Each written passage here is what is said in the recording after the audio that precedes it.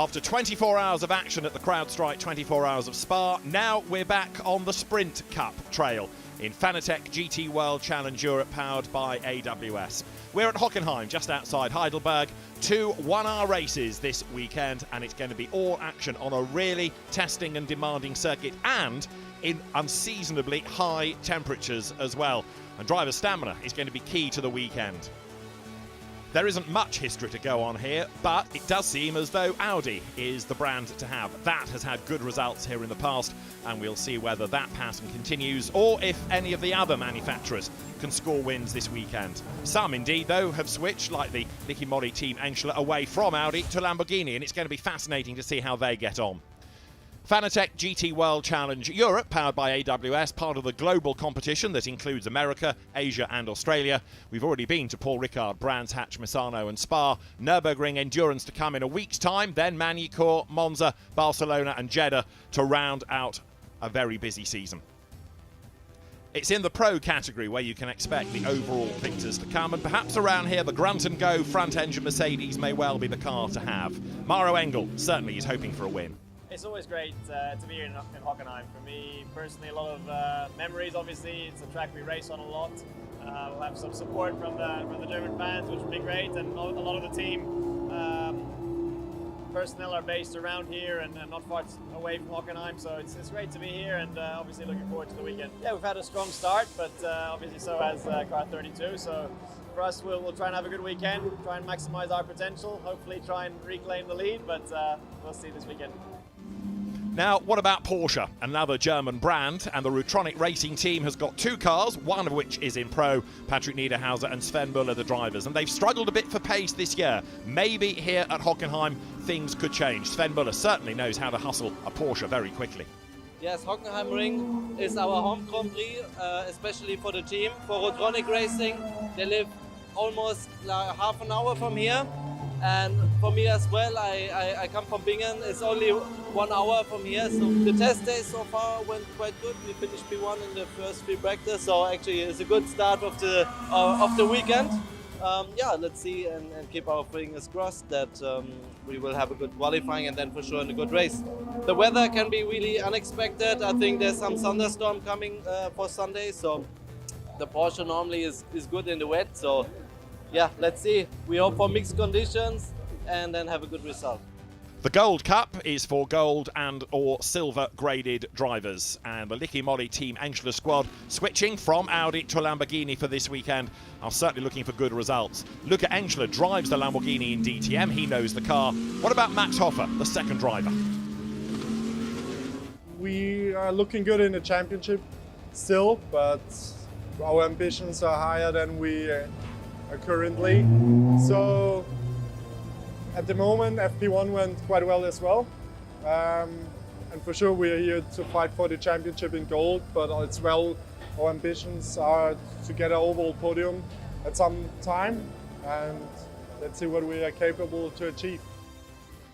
Key opposition, though, in the Gold Cup is going to come from the Santalot Junior team with its brace of Audi R8 GT3s. Paul Everard, one of the star drivers in the category, and he's had a really solid start to the year.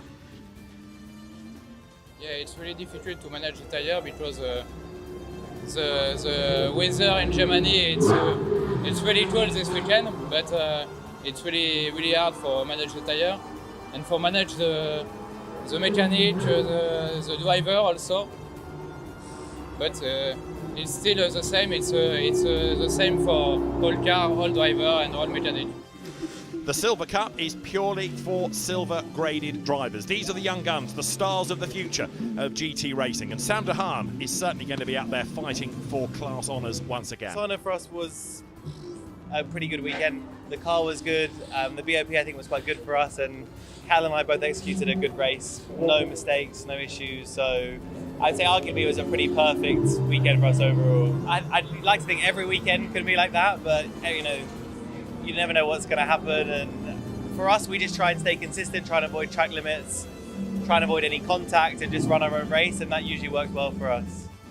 No GT grid, though, would be complete without Ferrari, and the AF Corsa squad has representation within the Silver Cup. The Singaporean driver, Sean Hudspeth, is looking for category honours this weekend.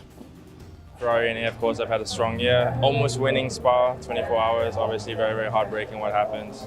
But yeah, after following from a double podium for us in Misano, we're obviously optimistic, but still realistic. You know, I think some of the other brands are looking quite strong as well. So yeah, let's see what we can do. In the Bronze Cup, there must be at least one bronze-graded driver. You can have any other grade alongside you, and that often stimulates results. A man to watch, veteran of one-mate Lamborghini racing, Dmitry Gavatseva. It always was my dream to compete here, yes. And now, finally, I'm here, and I will try to do my best with our team, our teammate. Of course, the main goal is win our class. It's very tough, you know. So compete here is extremely difficult because the guys participate in endurance, in British GT Championship, and have a lot of mileage, you know, in the car. We're not so strong on this point, but we try to manage it and do our best. Yeah. And the Sky Tempesta Racing Ferrari is also going to be a car to watch within bronze. And Eddie Cheever, who has always specialised in making Ferraris go very, very quickly, is the real star driver in the team this weekend. And he's pretty optimistic about his chances as he presses on for Sky Tempesta Racing this weekend. Yeah, we just finished 24 hours of Spa, survived it, P4 at the end, so that's good. We're still leading the championship. Our main goal as a Sky Tempesta is to win the overall and hopefully go to Le Mans. That's what we're here for. So we're gonna push. Well, we've been doing this championship for so long as Sky Tempesta, and we feel at home here. So yeah, I'm really proud to be part of Sky Tempesta and to be part of this championship because it is one of the toughest in the world. So let's see if we can prove a point here, we can prove it anywhere else in the world.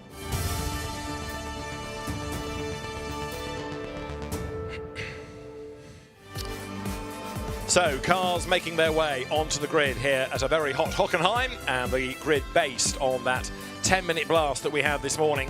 So let's have a look at the grid then. Alessio Dono is the man on pole position. Ben Green with him at the front, ahead of Lucas Auer starting third, and it is Max Hofer starting number 6, Lamborghini fourth on the grid. Fifth is where you find Louis Pret in that car that's got the bronze pole, and Gilles Magnus alongside, ahead of Benjamin Goethe and Thierry Vermeulen in the second Emile Frey Ferrari. Then it is Jules Gounon lining up alongside Sandy Mitchell. Dennis Marshall is next with Callum Williams alongside. That's Porsche versus BMW. The next row, BMW versus Lamborghini. Dan Harper on the inside of the grid, Patrick Kuyler on the outside line. Dylan Pereira, it's going to be on the inside of row 8. Lorenzo Petresi alongside, ahead of the drivers that are second in the Silver Championship, Sean Hudspeth and Jeff Mackiels, and the bronze leading car, having had a win, Eddie Cheever and Jonathan Hui. Then you've got 19th on the grid, one to watch, Charles Weerts alongside Phil Keane. Simon Gachet is next. He's had a Gold Cup win, Hugo de Wilder alongside for Imperiale Racing. Then you've got David Pittard, Aston Martin Works driver for Comtier alongside Marcus Pavrud, switching to Santilot, joining Ivan Klimenko for the first time. Nicolas Barr and Sven Muller, both a long way back, come ahead of Alex Arca, also a long way back, and then Stephen Palette, Cesar Gazo and Dante Raponge are ahead in turn of Magnus Gustafsson and James Jakes. So that is how they line up, 32 of them. We are about to go racing then as the cars work their way up through the right-hander of the Sud Curve. 16 and 17 on the track map. It's one long curve in real terms. And Alessio Dono then on pole position. Ben Green alongside him, come up towards the lights, which go green. We are racing at Hockenheim. It's the Ferrari front row. The two of them go toe-to-toe. Down towards turn 1. Dono will turn in ahead of Ben Green. Lucas Auer on the inside, 1 or 2 run way wide going out of turn 1. Better that than contact, you could argue, and then they come up the short run towards turn 2, which in turn, having gone right, flicks you left through that little S-bend, and as they scrabble their way round the corner, look down from the drone, which is about to chase after them. Alessio Dono still leads. Ben Green is there in second place, and Lucas Auer is third. Yeah, so the top 3 more or less as we anticipated. Ben Green got the jump into turn 1, but then Dono came back into turn 2. Now they're going side by side down the run into turn 6. Mercedes that little second or so behind the two. Mercedes off the track coming down. You can see on the grass, and I can't read which one that is.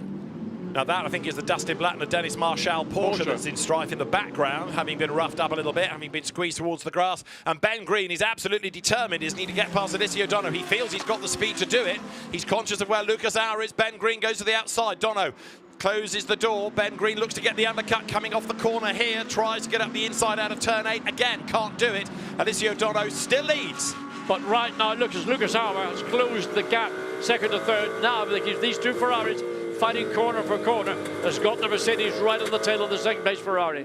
Alessio Dono, last year's Ferrari Challenge Europe champion, new to GT3 racing really this year, although he has had a go occasionally in the Italian Championship, so he's doing a very good job as Dan Harper again gets sort of crowded out on the outside line there by Thierry Vermeulen, but the BMW goes through. Good effort there by Dan Harper.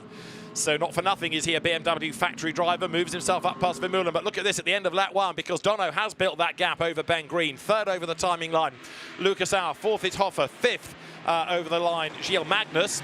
And then in 6th place, Louis Pret. Dan Harper is 7th. Vermeulen is 8th. 9th is Benjamin Goethe. 10th is Callum Williams. And a huge scrum of cars there turning out of that first corner. Well, the roar is like thunder. We're up in the commentary booth right above the grandstands here at Hockenheim. You can feel the vibration as all 32 cars made their way past on this opening lap. Race leaders accelerating then now down to the Spitzkehrer, and into the pits is indeed coming Dennis Marshall's Porsche.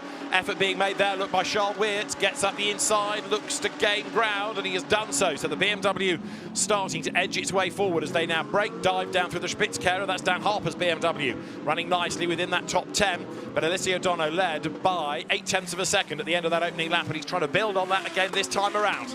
Yes, in the meantime, Ben Green has got faster sector time in that first sector on this lap. So he's not given up and letting that 71 AF Corsa Ferrari pull away from his car in second place. So there, Dan Harper manages to get the momentum off turn 4, 5. This is turn 5. This is really a curve, not a corner. Side by side coming down into turn 6. BMW on the inside takes control. Well, here's the move in preparation. Dan Harper gets up alongside Gilles Mingus coming through that curve at 5. Again, puts himself into the pole position, if you want, down into turn 6. So he just holds Magnus out. He doesn't let Magnus get the chance to try and make the undercut, which he was seeking to do. But again, great racecraft skill from Dan Harper. Gains a position now, looking forward to the Lamborghini in 4th position. On board with Sandy Mitchell for Barwell. Speed building as he comes up towards the line, grabs 4th. 5th gear down towards turn 1, and then it's down through the gears, turn in. Alessio Dono still leads the way. Sandy Mitchell then going through and chasing after Benjamin Goethe. There's a whole traffic jam though here. Goethe ahead of Mitchell, ahead of Lorenzo Petresi, ahead of Jules Gounon. Get the feeling right now that Louis Pret is beginning to become not the obstacle, but his pace cannot match that of the BMW directly ahead. But you've got Vermeulen, Weert, Goethe, Mitchell, Petresi, Gounon, Jules Gounon, 14th position. Hard to believe. It is, isn't it? Those Boots and VDS Mercedes have struggled this year, and the big challenge there, look, Charles Weert's on the outside, trying to get himself up past Vermeulen, and he's done it, coming out of the Spitzkehrer. Great move by Charles Weert, 19th. That car started, and now Charles Weert's up into 9th place. Fantastic stint. The leading car, though, is now 2 seconds clear. Alessio Dono has just done a really good lap to get away by half a second from Ben Green. I wonder whether Ben had a moment somewhere, because to junk half a second is quite something, and Lucas Auer in 3rd place, much closer to him. Yeah, so Lucas Auer, for whatever reason, has reeled in the second place Ferrari. There is that battle for 2nd and 3rd positions. Lucas Auer too far behind to think about a lunge at this point. Maybe not by the time he gets down into the braking zone. So covered by Ben Green. Now down the inside. Wow, what a move. And so may a dummy, but Ben Green saw it coming, gave working room, a little bit of hip and shoulder there, coming off turn 6. But that was a late break from Lucas Auer. And I mean, great television. We saw it live from the cockpit and from the cameras at turn 6. But he couldn't make that move stick. Ran wide, opened the door back for Ben Green. And now tries to get up the inside at turn 8 there, but to no avail. Ben Green fending him off. So that Ferrari may not be fighting for the race lead, but Ben is not prepared to give up 2nd spot. As these two battle for 2nd place, don't forget Dan Harper in 4th place. He did drop back almost to 2.5 seconds behind Lucas Auer, but these two are going to actually screw one another up. That's going to bring the BMW and make this a 3-way battle, I think, before we see the first round of pit stops open, and that could be a 3-way battle for 2nd place. And there could be a place change yet, because here comes Lucas Al once again. Ben Green, though, goes defensive, covers off the inside line. Lucas Al wants to go wide in and tight out, but I don't think Ben Green is going to leave the door open, is he? Absolutely not. Stops the car on the apex almost, and says to Lucas Al, you've got to go the long way round, and that includes the grass. Yeah, Lucas Al, I thought he was going to try and make the cut back. What Ben Green did is he did the right thing to protect his second and sort of stop Lucas Al from making his counter move. And you could see the consequence as they came out of turn 6. Lucas Al was almost on the grass again, 2 wheels, and he had to almost come out of the throttle to avoid contact with the rear of the Ferrari. Now look at Dan Harper, how much he's closed up to this battle. Initially the gap was static, now it's closed up to it's a 3-way battle. Dan Harper's the one that's got the momentum to close down.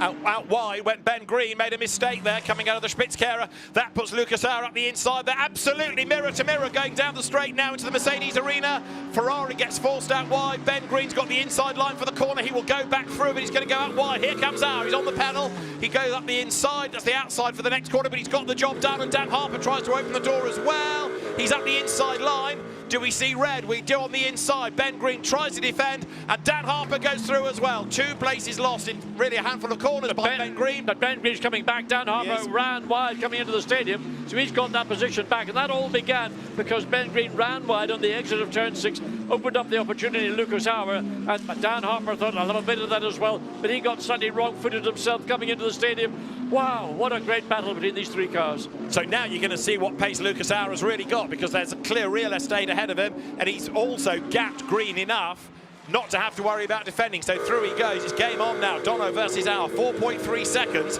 is the starting point. 3rd is Ben Green. 4th is Dan Harper. Well, on the last lap, the gap in terms of time, now 2nd to 1st was about a 10th of a second. So Dono is consolidating. But now that you've released Lucas Al in the Mercedes-AMG GT3, he can do what we knew he could do, and that is charge. Look at the gap, how quickly he's opened up between now 2nd and 3rd place Ferrari. And again, Dan Harper looking to find a way to make that, put the Ferrari back into 4th place. He's got the run coming down into turn 6, too far, and again, defense from Ben Green, but they make the undercut, don't get too close now, cut back without touching the back of the Ferrari. I think it's probably, well, he's got a good drive off. The BMW's got good drive coming off turn 6, now side by side. And I think he, Ben Green getting his elbows out all over the place. Doesn't like being overtaken, does he? Dan Harper goes through. Ben Green closing up again, under braking at turn 8. Oh, frantic stuff, but the BMW stays ahead. Don't pick on me, says Dan Harper. Ted barely can get all the words out in the right order, let alone out at all. And as Ben Green accelerates down towards the stadium, that's the replay of Dan Harper getting up on the inside with the leaning between the 2. Yeah, I mean, that was hip and shoulder by a new level. So Dan Harper had to stand on the brakes. He didn't really get the line into the corner. He wanted pit lane, of course, is now open. But we expect to see the lead cars, Dono, Auer, Harper, Callan Williams. We've seen Ben Green has come in. Yeah. There is the Ferrari that for many laps was in 2nd place. I wonder whether that was tyres that were going off. He worked them so hard in defence. Eventually, they might have given up the struggle. I think that's been very much the case. It was always going to be a difficult race, even though this is only a 30-minute stint. The track temperature, the ambient temperature is so high, and the just tyres, they just cry enough. I'm trying to cry in sympathy, but that's what you get. So Weerts has handed over to Dries van Voor, who's immediately all over the back of the Ferrari. Yeah, Ben Green has given away to Quentin Lapalainen and should be able to make his way through. Lapalainen not as experienced a GT star as Dries van Voor. He's trying to brave it out under braking for the Spitzkehrer. Wait for van Voor to get the switch back. There it is, inside line, puts his foot to the boards, and there's enough real estate for him to get the BMW nicely alongside, and job easily done. Yeah, I mean, it's an overrun into turn 6. Allowed that undercut to come. Dries van Voor, so experienced, so knowledgeable, and a great race driver as well. Lucas Auer is into the pit lane then, so Auer in at the end of lap 17. Mercedes, Lucas Auer, done a great job as always.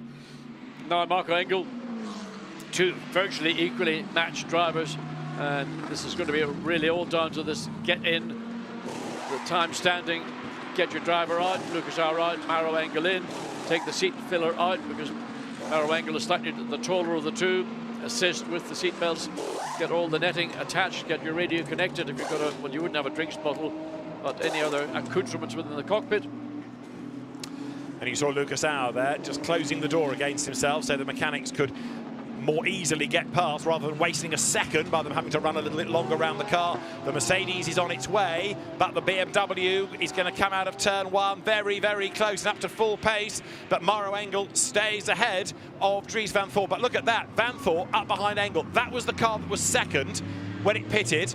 And now Van Thor's car from 19th on the grid is pretty much tucked up behind. That shows you how much pace number 32 BMW has made. As Alessio Dono gives way to Tom Fleming, who is waved away. Pressure is on now to keep that car in the lead of the race. Dan Harper is going to come in imminently for Century. We've also got coming down the pit lane Cesar Gazo, and through into the lead goes Engel. Up into second place now goes Van Thor, and I reckon fourth for Tom Fleming, because Concert Lapalainen's Ferrari is going to go through as well. So where did all the time go in that pit stop for what had been the leading car? The pit time was 51 seconds, others doing it in the mid-40s. Oh, side by side contact. It's one of the Audis, yeah, isn't it? Is that Patrese or Ferrari's car? The lead gap, by the way, there was 9/10 of a second at the start of the lap, and Van Thor up the inside, coming to the Spitzkehrer.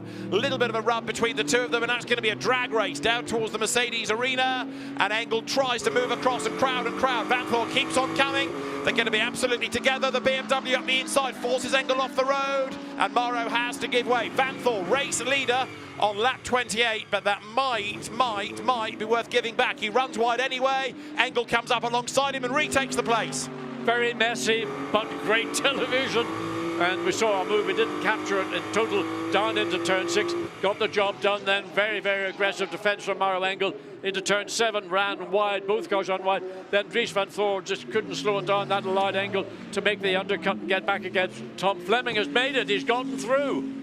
Change for silver lead, but Callum Williams' car, Sam Dehaan at the wheel of it, fights back. Fleming in the Ferrari, Dehaan in the BMW, goes to the outside line. That for the Spitzkehrer, he's got the inside there at the Parabolica, but that puts him on the wrong line into the hairpin. What he needs, if he can't go around the outside, is to duck up the inside coming off the corner, Sam Dehaan, and that's exactly what he tries to do. Here we go.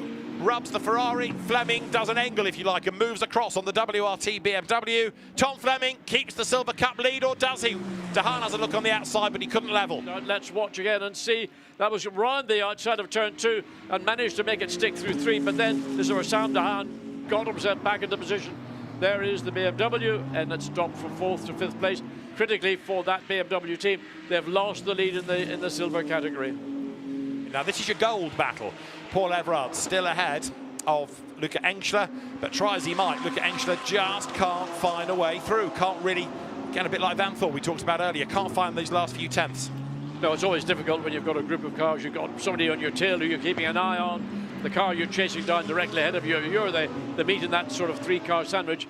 And you've got the outrider and Patrick Niederhauser, the Porsche, just hovering around like a vulture, waiting for some prey to arise, and he can take advantage of it.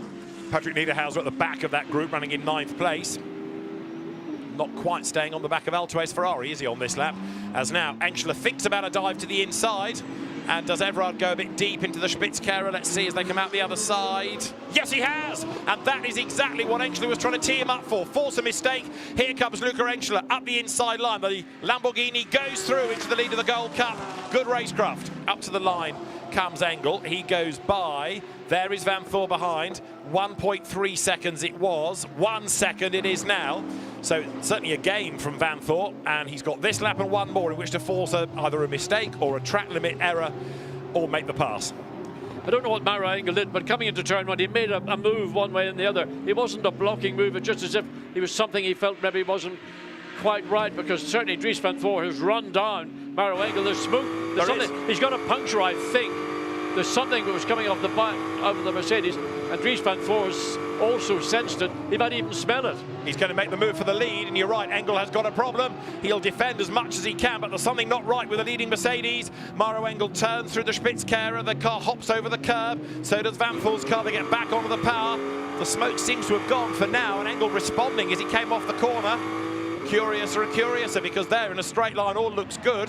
That's the WRT camp where they're thinking, could we be on for a race win here?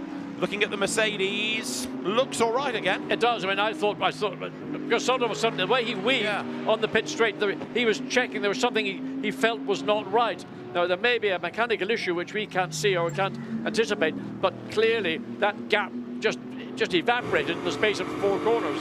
But that will give optimism to Vanthoor. It will give renewed hope to Vanthoor there. 25, 5-second time penalty for track limits. And that's Paul Everard being given a 5-second penalty, second in gold. So the drama comes late race. Let's see how good he is on the brakes up to the Spitzkehrer. He's on the lights. There's traffic up the road as well, just to get in the way of Maro Engel. He comes into the corner. He still leads, but he's got to get a good exit off the hairpin, which he does. And Vanthoor not really able to squirt up the inside of the Mercedes, has better drive off the corner. I mean, whatever that problem with the Mercedes, Maro Engel, I'd love to get that interview, because it suddenly caused this race to build up to the final lap, a challenge from Dries Vanthoor. But Maro Engel has got it back in control. That's the key. Whatever the issue was, he's overcome it. He's managed to adjust it, and he's got a comfortable lead of, what is it? Well, 9/10 of a second, less than a second. Yeah, hovering around that mark, isn't it? But he's still got to bring it home, because he's wide there, coming out of turn 12 into the stadium. This is the Sachs Curva, and heading up towards the last couple of corners then will be Maro Engel up towards the Sud Curva.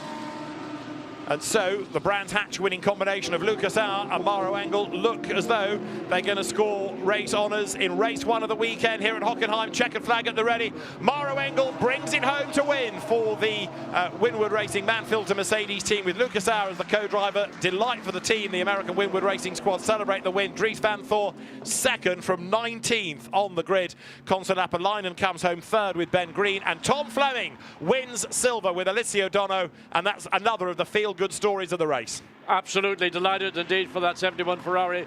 The race leaders in the first part of the race, a poor pit stop, I don't know why, but Tom Fleming did what he was asked to do. He got that car up ahead and put himself into the winning silver category. What a return. And in gold, it is Luca Enschler and Max Hofer that take the win. And then this is bronze, where Darren Lung is going to come through and score the victory. And the way that BMWs have gone in that BOP may well be looked at again overnight. You never know. Let's look at the provisional results then. Lucas Auer and Maro Engel, the race winners by 1 second from Charles Wirtz and Dries Vanthoor. Ben Green and Conta Lapalainen come home in third. Alessio Dono and Tom Fleming, rivals last year, teammates this, and Silver Cup winners ahead of Callum Williams and Sander Hahn. Max Hofer and Luca Enschler, 6th, winning gold ahead of Sven Muller and Patrick Niederhauser, benefiting from a 5-second penalty for Thierry Vermeulen and Giacomo Altway. 9th, Benjamin Goethe and Tom Gamble.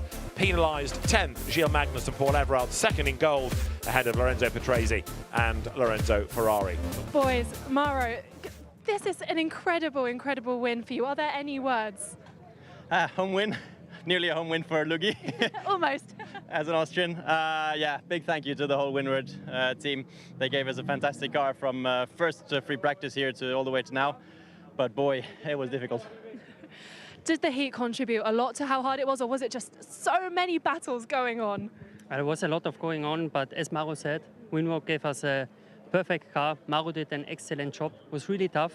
Competition was suddenly very fast, and but still very happy. Now I have to ask, Maro, just before the end, you seemed to have an issue. What was going on there? We were on the limit with track limits, so it's really difficult. And one of the cars ahead, a little bit out of the picture, he kept going wide out of the last corner and putting sand on the track, and so it was really difficult through turn 1 because you just didn't have clean tires. And obviously, I knew if Dries was any bit closer with the top speed advantage they have, that I had no chance. So yeah, happy that we were able to hang on. Well, irrespectively, you really did hang on, and you won. Congratulations! Go celebrate.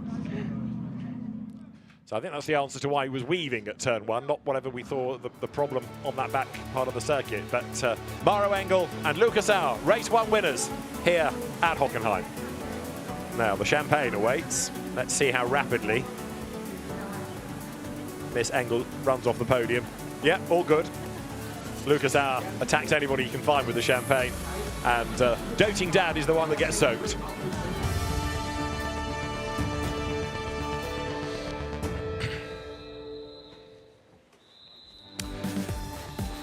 Well, that was all yesterday's drama, condensed, and more drama to come. Race 2 here at Hockenheim is but minutes away. We're about a quarter of an hour off the cars being released onto the formation lap.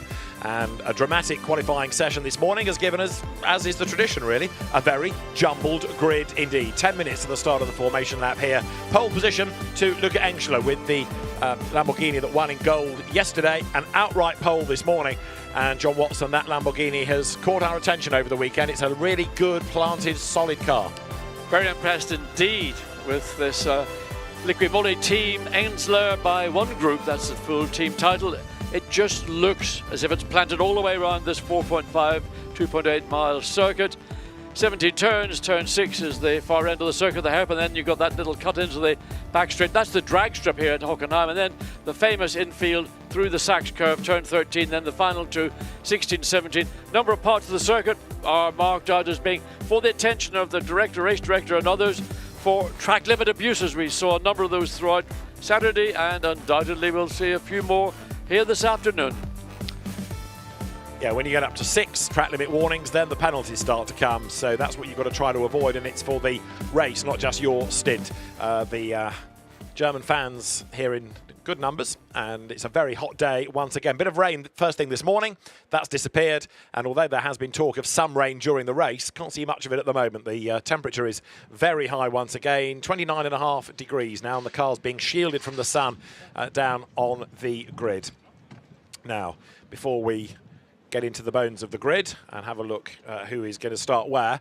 Let's just go to 6th on the grid, where Mathieu Drudy will start the Comte Racing Aston Martin. Let's join Antonio Rankin. Yes, our Spa 24 winners. Guys, can we have another win like that? It would be nice. I think we are struggling a bit more here on this track. I think with high temperatures we are overheating a bit the tires, but we already improved quite a lot from yesterday. Pace looked better this morning. Now it's already quite warm again. So I think for sure the starting position will help us. But yeah, we'll fight. But I don't know how it's going to end up. We are positive anyway. Okay, Nico. So from a driver's perspective, what is it like when the tires start overheating? Basically, the overall balance of the car changed. Massive loss of grips. Actually, I did some mistakes in free practice earlier this week, so I know what I'm talking about. But yeah, it's just more difficult to handle. Also, lot of time loss.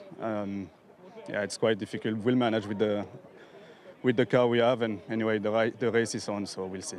Oh, well, I hope you have a great race, guys. Thank you. Yeah, Mathieu Drudy, Nico Bart, the partnership here, it was with Nicky Team and Marco Sorensen that Mathieu Drudy won the CrowdStrike 24 Hours of Spa. There is the Jeff Machiel's Ferrari that he shares with Sean Hudspeth, another of the cars within the Silver Cup. And as you look down from the drone, you can see the grid is starting to clear, all the guests and the VIPs making their way back to the pit lane. And the engineers will stay with the car until the 1 minute ball, the last engineer, fire the engine up, and then we'll be away on that formation lap. Lamborghini and Audi sharing the front row, BMW and Ferrari row 2. And, of course, some of the teams that lost out under a BOP change for BMW yesterday have had much to say about it, but we'll see what the playing field is like for today as Mathis Lismore gets set to go in another of the 4 Comte Racing Aston Martins. For Porsche, there's the Pro Class entry for Patrick Niederhauser, who will start, Sven Muller, who will take over, and that Rotronic car was there or thereabouts yesterday, but not quite there enough, if that makes sense. It was on the tail of that battle ultimately for 3rd position, and I thought it was just sort of Patrick Niederhauser. It was just Patrick Niederhauser just hovering around, waiting for contact with the 3 cars directly ahead of him. But I think actually the pace of the Porsche was at its maximum, and Patrick Niederhauser wasn't able to make any significant progress in the closing laps of his stint. The Mad Panda Mercedes number 90 sits ready to go of Ezekiel Perez Companc. Ricardo Feller is going to start on the outside of the front row of the grid. Reigning champion with Mathieu Drudy. Ricardo is with Antonia. Ricardo, we had a very tight quali and you were nearly our pole sitter. Yeah, nearly, but was just not enough. Unfortunately, we couldn't improve on the second set. But still, I'm very happy with the job the guys made overnight. We had a problem yesterday. They changed a lot on the car, and obviously, as we could see, it was working well. So, yeah, let's have a good race now, and then hopefully finish on the podium. So obviously, quali's 1 lap pace. Do you think it is indicative of your longer-term potential? I don't know. We missed Friday completely because our engine blew up. So, yeah, we didn't have a lot of possibilities to test our car And yesterday, after 3 laps in the second stint, we were out. So yeah, will be a bit, I don't know what to expect now, but we take it as whatever comes. So and we try our best. Okay, well, let's just hope your engine doesn't blow up again. Thank you. Best of luck. So Ricardo Feller looking hopefully forward to a good race, although there's that hint in his voice, isn't there, of a bit of doubt after dramas in yesterday's race again. Yeah, they've not had a great deal of running, and that's not going to be easy because what temperatures this morning when they went into qualifying, I mean, track temperature, for example, was 35.7 Celsius. Now it's up to 52.6, so that's significantly different. And the outcome of that, the consequence of all that is, it puts a lot more heat into the tyres, and a lot of teams are reaching a very high level, particularly maybe in the front of some of the cars, up to 120 Celsius. That's pretty hot, and it's on the limit of what the tyre is really designed to do. There's a slight breeze blowing momentarily. It comes and it goes, but it's coming mainly down the pit straight towards turn 1. So it's not really making much difference to the overall ambient and track temperature here at Hockenheim. Maxi Goetz goes first in number 9, Mercedes there. So Luca Engschler starting from pole position. Max Huffer, his co-driver, to take over in the pit stops. Let's hear from him before we go racing. Max, we have a beautiful breeze through the air that's breaking up a bit of the warm. Are you going to be the gold that breaks up some of the pros? We hope so, at least. Weather is better for us if it's cooler, so we're even hoping for some more clouds coming in. And yeah, hopefully we will be able to break the pros at the end of the race. Yeah. I'm sure you'll be able to. Best of luck in stint 2. Thank you. Yeah, Max Huffer, another touring car racer turned GT start, like Luca Engschler, who racked up lots of TCR titles, largely in Asia and Malaysia. Then Miguel Ramos, having his first sprint outing of the year this weekend, being Matt, after illness put him on the sidelines at the start of the season. Drivers good to go. The grid is being cleared, and at the 1 minute board then, the engines will fire up. That's Ezequiel Perez Companc in the Mad Panda Motorsport Mercedes, the team based near the Barcelona circuit. But the Argentine driver, Ezequiel Perez Companc, drivers getting crash helmets on, then get into the cars. There is the Lamborghini that will start on pole position. Luca Engschler ready to get on board. And that car from the family team of Team Engschler, but with one group looking after it as well, and some assistance coming from Gottfried Grasser's team. There's a pretty large brains trust operating that. Yes, I think there's a lot more going into the car than maybe at face value, based on, of course, they run a Lamborghini in DTM, so they're familiar with Hockenheim. Yeah. But Gottfried Grasser, who's been running Lamborghinis since I was a boy, knows everything about it, and he's a very smart operator on top of all that. And they've got some very good personnel that have joined the team from other teams previously who are familiar with GT3 cars. So it's a very good operation. The only caveat you might say is that they had a good start in yesterday's race, but they ended up in 6th position overall. Now that's in part because they're not actually in the pro category, they're in the gold category. So there's a slight difference in performance between the two drivers. But nevertheless, now starting in the front row of the grid. But Ricardo Feller, we know, doesn't take prisoners. No, quite. And he will get his elbows out at the earliest opportunity, and so I think Luca Engschler will be aware of that, and they'll keep a beady eye on the 99 Trezor attempt to racing Audi. 1 minute board shown, engines fire, and that means that we are almost good to go racing then here as the final engineers leave the grid. Some head for the gate, some jump over the pit wall, and the officials about to show that 15-second board to release the cars behind the lead car, that Lamborghini Huracan with its back to you.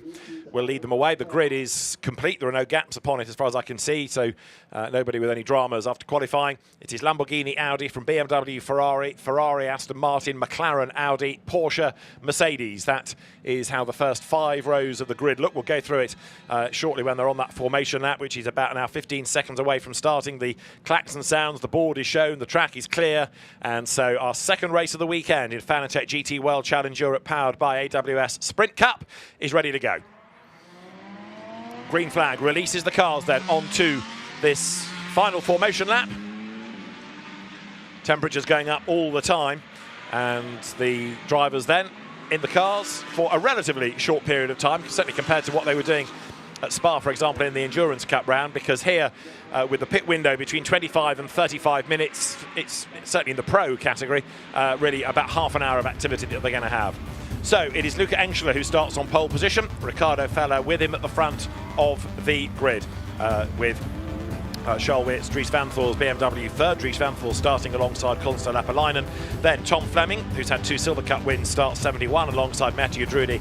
Then it's Tom Gamble and Ivan Klimenko lining up next. Good qualifying by Klimenko for Santalot. That ahead of Patrick Niederhauser and the championship leaders, Mauro Engel, Lucas Auer. Mauro Engel starts in the Mercedes today. Paul Everard, double winner in gold, has Miguel Ramos alongside him. Then Aurelien Panis and Reece Barr come next ahead of, on the 9th row, Giacomo Altway, quite a long way back actually, and Lorenzo Ferrari lining up alongside him. Lucas Legeray is next with Jeff Machiels starting alongside him 20th. 21st on the grid is Mathis Liesmont, and then Jonathan Hui for Sky Tempesta Racing. He's had a class win already this year. Then you've got Sam de Haan, the Silver Championship leader, triple winner alongside Dustin Blattner. The Lamborghinis of Dimitri Gavatseva and Rob Collard are next ahead of Andre Lukavoz and Ravzan Obereshku. Gabriel Rindoni has Stefan Denouel alongside him on the 15th row, and the 16th row is the bronze championship leader Darren Lung and Lawrence Lequerture lining up alongside him. That then is the grid. Half a point in the championship between Engel and Auer, separated from Van Voor and Weerts. In the gold championship, that is being led by Max Hofer and Luca Engschler and Paul Everard and Gilles Magnus. They are tied on points, so it's half a point in pro. It is equal in gold, just to show you how competitive it is. Tom Fleming and Alessio Dono are second in silver to Callum Williams and Sam de Haan, but having not raced at Misano, of course, they've got quite a lot of points to make up. And Darren Lung and Dan Harper 5 points up on Jonathan Hui and Eddie Cheever in bronze.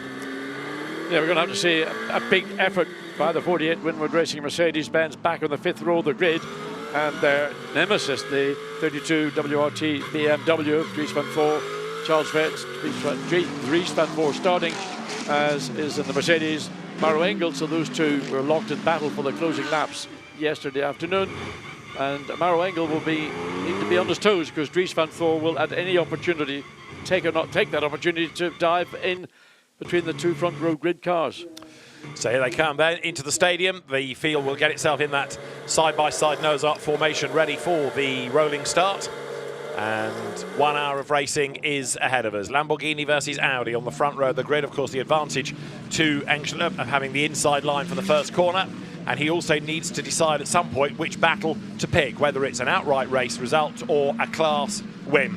Track limits yesterday got a bit leery for some, very close to the wire. Penalties came for others.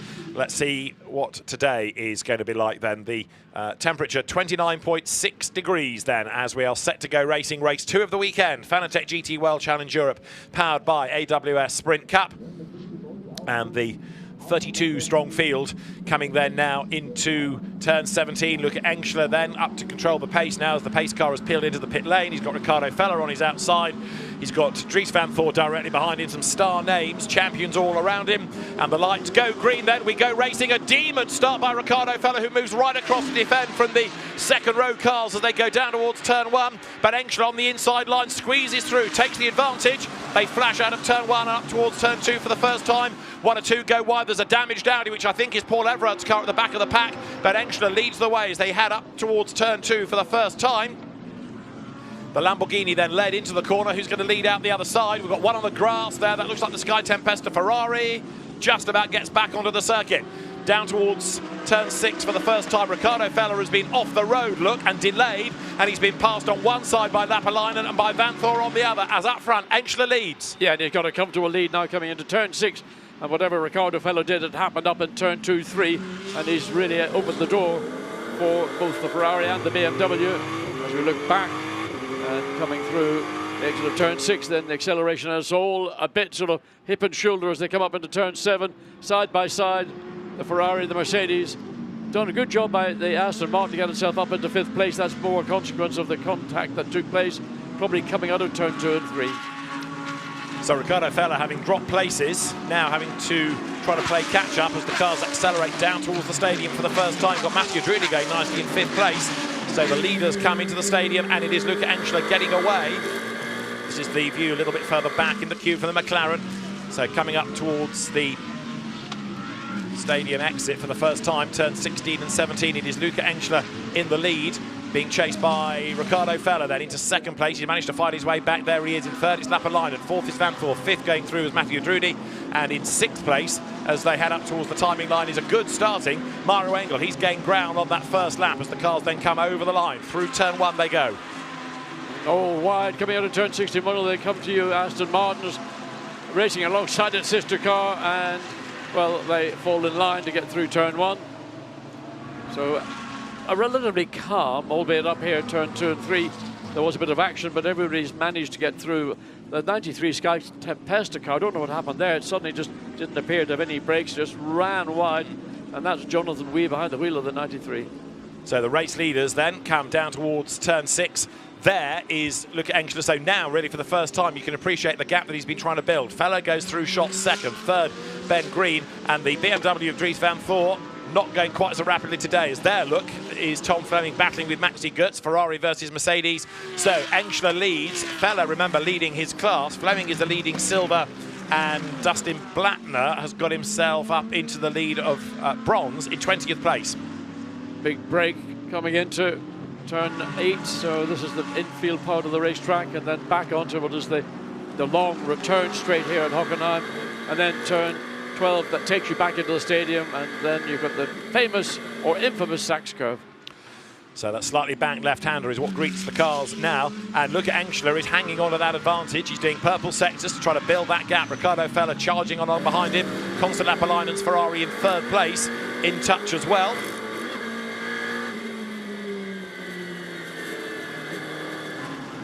Up towards the completion of the lap comes Luca Engel, goes over the timing line, and the advantage that he's got, 11/10 of a second last time, slightly down actually. Lapalainen third though is the man to watch. He's just done the fastest lap of the race, so that's a very rapid Ferrari as Maxi Götz bounces over the curbs there in 8th place, going after Tom Fleming. A good job by Lapalainen to get himself ahead of Dries Van Voor. It's going to be a critical step in the early phase of this race, get ahead of the BMW. We know how quick that car was. Oh, and it's contact. One of the McLarens has been tagged up around turn 2, and that is an avoidable incident, one might say. That's Tom Gamble, isn't it, who's been turned around. Miguel Romas had already had a spin in the other car and he's last. So that's going to get looked at as there the Rutronic Porsche hangs on a position as the cars go towards Spitzkehre. Lots of battles rage on as out of the hairpin now. That top 3 concertinaing. Engel being caught by Feller, being caught by Lapalainen. Small gap back to Van Voor in 4th place, Drudy 5th, and Engel, yesterday's winner, indeed the championship leader going into this race, in 6th. Yeah, the top 3 are just beginning to edge away from Dries Van Voor in 4th place, and he's got his mirrors full. Matteo Drudy followed by Mario Engel. So Engel's made some progress up into 6th place, then Tom Fleming leading his class, and Max Götz in the number 8 Mercedes follows through in 8th position.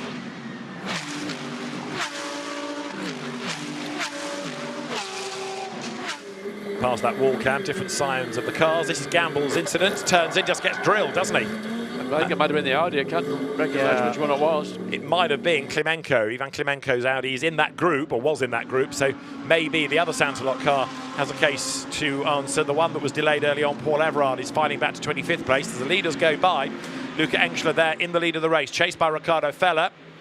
And in 3rd spot, Konsta Lapalainen, who has done another fastest lap of the race. And Lapalainen to Van Voor is 1.7 seconds, on board with Engel. So the run all the way down up into turn 2. Mario Engel is looking at the back of the Aston Martin, and the gap between the two is, well, 3/4 of a second. It's almost anything under a second is almost virtually immaterial, because you get into the wash, the aero wash of the car that you're following, and unless you can build up your momentum and make a move, there's 2 places on the circuit that you can make a pass relatively easily, albeit it's easily defended. So there is the 21 making its way up through the field as well, further down. Yeah, that's the Porsche and Mathis Lismont, yeah, battling with Dustin Blattner, who is the leading bronze at the moment. Dustin Blattner, as you see the leaders go now towards turn 8. And that lead gap coming down again. Feller has done the absolute best in the first sector on this lap, with Konsta Lapalainen dropping away ever so slightly. Game on there, Porsche versus Mercedes, as up the inside line goes number 10. That is Aurelien Panis going back ahead of Patrick Niederhauser. Niederhauser got ahead of him on this lap, has fallen behind, but he's having another go. Porsche to the inside line, look, as they go down towards the stadium. Going to be very brave stuff, but Niederhauser has the line for the corner, and back through he goes. So Niederhauser retakes 13th place. Yeah, good switch back. He got overtaken coming into turn 8, then he made the sort of the reverse cut, the undercut to give himself the better exit out of turn 10 and 11. That leads on to the return leg of the straight here at Hockenheim. And can he keep the Mercedes behind him? Don't know why the Mercedes got ahead of him. We didn't see that reason particularly. So the leaders come through turn 1, and the lead gap is down to half a second. Ricardo Feller having now done that fastest lap of the race, coming out of turn 2, a little flick at 3, and then that road sort of goes left and left and left all the way round to that tight right of the Spitzkehrer. So we've got Luca Engschler trying to break clear. Don't forget Ricardo Feller, Constance Lapperline and Dries Van Voor behind. They're all the top 3 within the pro class, whereas Engschler is way up the road in gold. The second car in gold is 12th overall, Lucas Leggeret. Nose to tail into the hairpin, not quite overlapping coming out, but Feller now is on his toes. He means business. Yes, he did all the hard yards in the first corner and a bit into turn 2, and then it all went wrong. Now he's having to regroup, and he's basically got himself into a position where he can put the Lamborghini under pressure, and he's dragging along Lapperline in the Ferrari in third place, and Dries Van Voor falling away from this lead group of 3 cars. Although that said, Van Voor's done an absolute best first sector on this lap, perversely, so he might be trying to regroup. But either way, we know that WRT are good on the pit stops as they're bouncing out wide. Is Luca Engschler, so too Ricardo Feller. We've not had any track limit warnings yet for any of those leading 3. But it might not be long if they carry on like that. So there are the race leaders, and Ricardo Feller just applying a little bit more pressure to Luca Engschler, who comes now wide up the curb into turn 17. Yeah, the Lambo was much wider in the middle of 16-17 than Ricardo Feller, which would indicate to me that maybe the Audi's got a little bit more grip right now than the Lamborghini. And fundamentally, everybody runs wide in the middle of turn 16-17. But it was noticeable that Feller he didn't use the curbing. There you can see with the previous 3 laps, the gap that he's made up. Quarter of a second on lap 3, quarter of a second on lap 4, then a fraction on lap 5. So pursuing. But listen, Engschler is doing an excellent job. He's sustaining the pressure and not faltering. So to the hairpin comes that leading group. And Luca Engschler then under attack from Ricardo Feller, Constance Lapperline still there in third, and another lap on which there's an absolute best first sector for there. Dries Van Voor in 4th place. He's done the fastest lap of the race. So, although the car has dropped away in terms of where it was on the first lap, he's now starting to rebuild, isn't he? Yes, I mean, having the fastest lap on, what was it, lap 5, he is beginning to claw back the ground that appeared to be losing. So maybe the reason for that is that the lead car is now backing up 2nd and 3rd place into the 4th place BMW, and that's maybe the best hope Dries Van Voor has before he comes to hand the car over to Charles Weerts. 32 BMW then into the stadium and heading down towards the Sachs curve. Van Voor pressing on. Let's just eavesdrop for an earlier conversation from that car. Scattering on the track somewhere on the long straight curve ahead. Be careful. You are the fastest car on track. Well, a bit of debris on the racetrack, so be careful, but also you're the fastest car on the racetrack, so that's the part of the message Dries Van Voor will be delighted to hear. And he will know, he will see that the gap, which had begun to stretch between 3rd and 4th positions, has stalled out and actually is beginning to close back down again. I mean, you're getting fastest race lap upon fastest race lap from the 32 BMW. And I go back to my comment initially that Engschler is probably now running at the maximum pace he's got, which is not quite the pace of Feller or even Lapperline in 2nd and 3rd place. I like the engineer describing this as a long straight curve as well. We know what he means. That's a Murrayism, a long straight curve. Down towards the hairpin. Engschler just ahead of Feller, just ahead of Lapperline, and certainly Van Voor is edging closer. 3 laps in a row in which he's done the fastest lap of the race now, and he's almost up with that leading gaggle once more. In 5th, it's Mattia Drudi. 6th is Maro Engel. So you've got Lamborghini from Audi, from Ferrari, from BMW, from Aston Martin, from Mercedes. 6 different brands in the top 6. And Ricardo Feller, yet again, he's on his toes then, applying the pressure to Luca Engschler. But Luca, who's made this transition very effectively from TCR touring cars, in which his father, touring car star Franz Engschler, had made his name as well. He is still looking strong and solid up front. Into the stadium once more now.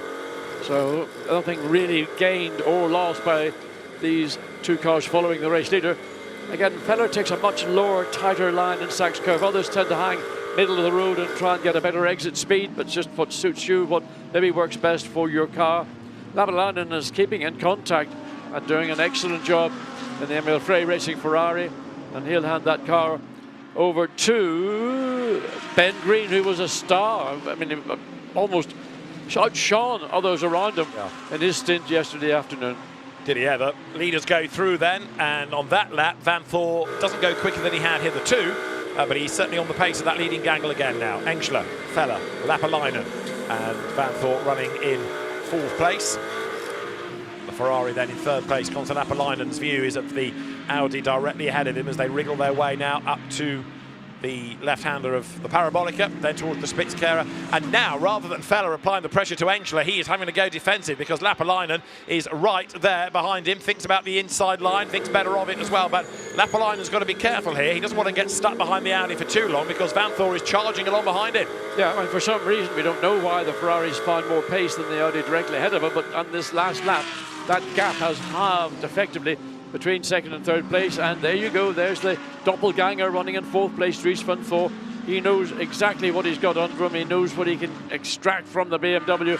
What he's hoping for is that the Lamborghini effectively retains the advantage, albeit now the Lamborghini's running probably quicker than the 2nd and 3rd position, so that's sort of reprogrammed Dries Van Thor's head, what WRT information they're going to give to the driver.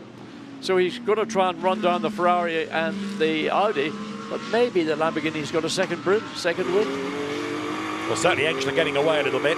Further back, by the way, 7th, Tom Fleming still leads silver, and 21st, Dustin Blattner for Rutronic Racing leads bronze in the Porsche. Race leaders making their way up towards the timing line once again. Luca Engschler goes through, 7/10 of a second last time, now 1 second up, and drama for Ricardo Feller. Drama on the front, there's a failure of some description, and he's gone way out wide into the corner. Yeah, something left front looks to me to have failed. It doesn't appear to be a tyre. And all of a sudden, at the critical point in turn 1, that tyre smoke indicated you've got a major problem, and that's a trip back to the pit lane. But it's a long trip back. It's 4.5 kilometres back, and you're going to have to basically hobble your way back and all over, regrettably, for the 99 Audi. On board with Van Thor now, he's up to 3rd. That's Conor Lapalainen ahead of him in the Ferrari as they come up now towards the hairpin. Van Thor thinks about the inside line and feints for it, and the door is open. Lapalainen gave him lots of room and almost invited Van Thor to have a go. Yeah, I mean, I don't think he needed to be so generous. Maybe he just slightly overran the entry into the corner. Again, Van Thor straight on it and saw the opportunity, but recovery from Lapalainen, and now down into... Well, I mean, how close can you get without contact? Great driving by both drivers to avoid that contact. But Dries Van Thor used that momentum and he wanted to make it stick. He didn't want to get caught behind the Ferrari any longer than he is, so he's got to do another attack onto Lapalainen, and not much you can do in this part of the racetrack. Inside the stadium, into the Sachs curve, well, not really. Anywhere else around the rest of the circuit, turn 1, that's putting your heart in your mouth to think about doing it there. And Van Thor, having had to stand on the anchors, has lost a few lengths out of all of that, but we know the BMW is really good on that section from turn 3 to turn 6, where it can use all of its power. The Ferrari good through the corners, so up toward the end of the lap, Engschler is now well clear in the race lead. It was 1 second last time, and now it's 1.9 over Conor Lapalainen in 2nd place. 3rd then, it is Van Thor, and Ricardo Feller is limping back to the pit lane. But it's a front suspension, you can see the left front wheel is dipping in. So maybe the fracture or the failure happened maybe on the exit of turn 17, and then when he gets on the brakes, you can see the wheel, the top of the wheel is falling out. So the suspension component, the link up, I would call it the top left front wishbone, or a ball joint or something that connects that to the chassis, has failed, and that's why we're seeing those odd wheel angles on the left front of Ricardo Feller, and disappointingly so is Audi. Yeah, he's out of the race. He's taken that shortcut, as you saw, to get him through the stadium. And I think you're right, because as he bounced over the curb at 17, there was a little puff of smoke, as though that's when it had first gone. And then when he hit the brakes and turned into turn 1, it all became very spectacular. And Ricardo Feller, we can see from our window, limping back into the pits out of the race. As there, Tom Fleming, now 6th overall, the silver category leader. 1 car but 1 behind. Look at the silver Audi, Ivan Klimenko. He is the driver 2nd in silver, and the 3rd silver, a little bit further back, Aurelian Panis. That is the sorry sight of Ricardo Feller with a wobbly wheel, broken suspension into the pit lane, another failure, and a tough weekend for Arkin Arka's Attempto Racing team comes to an end. And that was the car I put my money on. I didn't put money on it, I sort of metaphorically put money on it. I thought that 99, the balance of the drivers and the performance of the Audi in qualifying, was a real potential race winner here this afternoon. Well, there is another Audi that is still good for a class result. Second in silver, Ivan Klimenko, sharing with the experienced Marcus Paverud. And Ivan Klimenko has been impressive this year. He's just quietly got on with the job of gaining experience, racking up decent results, not making mistakes, and so that Audi one to watch in class. Ricardo Feller then into the pit lane. Another solid drive, and not seeing an awful lot of it. We get it in sort of the background, but Matteo Drudi in the Aston Martin doing an excellent job up into fourth position. Of course, beneficiary of what happened to Ricardo Feller, but nevertheless, it's about finishing. It's not about being a hero in the first 10 or so laps. So Matteo Drudi giving Aston Martin the best showing here this weekend, this afternoon. Tom Gamble, by the way, after he was turned into that spin at turn 2, is back up into 24th place. Meanwhile, Conti were doing their exercises in readiness for the pit stops. Well, that's a bit new. Haven't seen that in our series probably ever. Interesting. All helps with the suppleness of the mechanics when they've got to run around the cars and do that wheel change, because it's only 2 that are allowed to do those wheel changes, so they've got to be as fit as possible. Do you think they're doing it to music?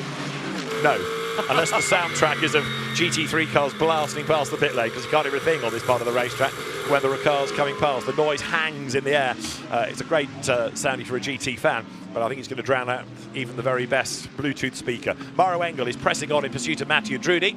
We're edging towards that pit window. We're about 5.5 minutes off that, so now the teams are going to be working out when to bring the car in, when that best situation is going to be in terms of where it might get released, in terms of any traffic around. So is a car stuck at the minute? Is it worth getting it out of the traffic? But if you do bring it in early and release it, will it get caught up in another battle and that ends up delaying it? All the strategists on the pit wall have got to work that out. There, 97 is Dustin Blattner. That's your leading bronze. And Darren Lung is the second bronze, having started on the back row of the grid. So the Porsche exits final turn. But if you're driving for the 48 Mercedes or the 32 BMW, you're probably going to hang out as long as you can, and then there's going to be a battle. This race will ultimately be won, I suspect, by which of those two teams can turn their driver tire combination around the quickest.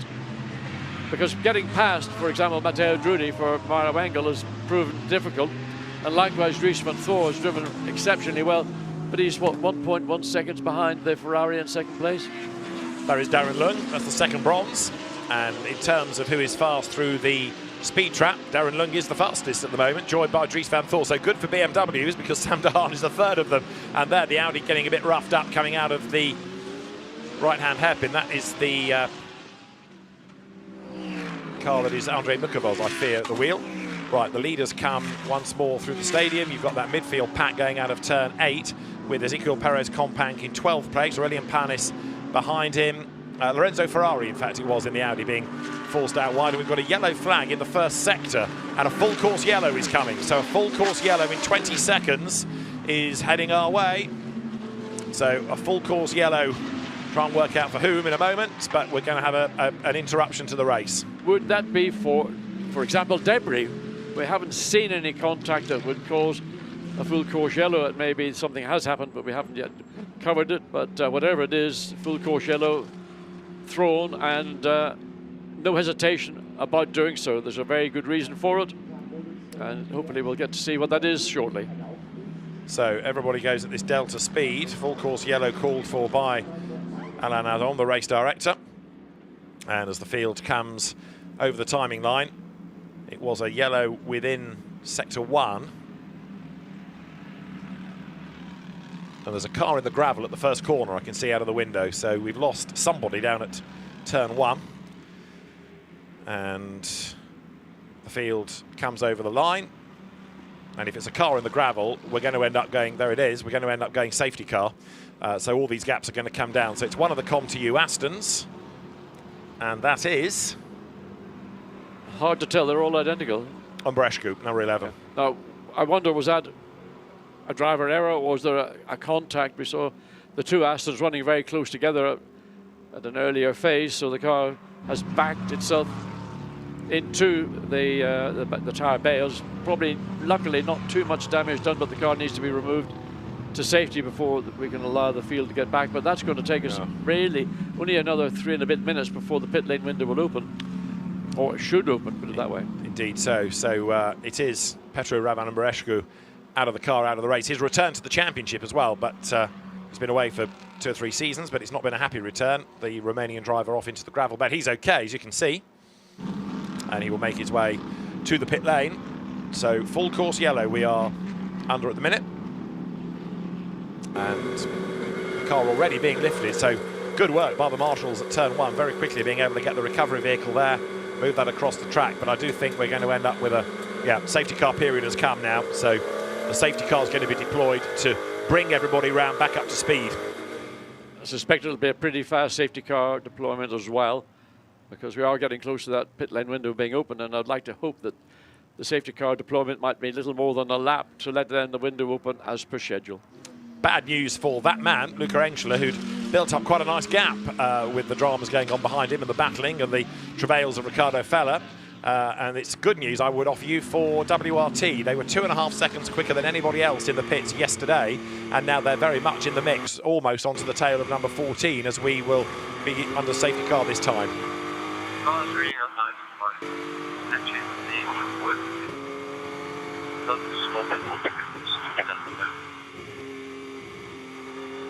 Okay, great, understood, mate, understood. Our expectation here is this will transfer at some point to a safety car. Then we expect 1 lap of safety car. We have to take the green, and then the pit stop window would be open. So I'll keep you informed. Stand by. At the minute, we are full course yellow.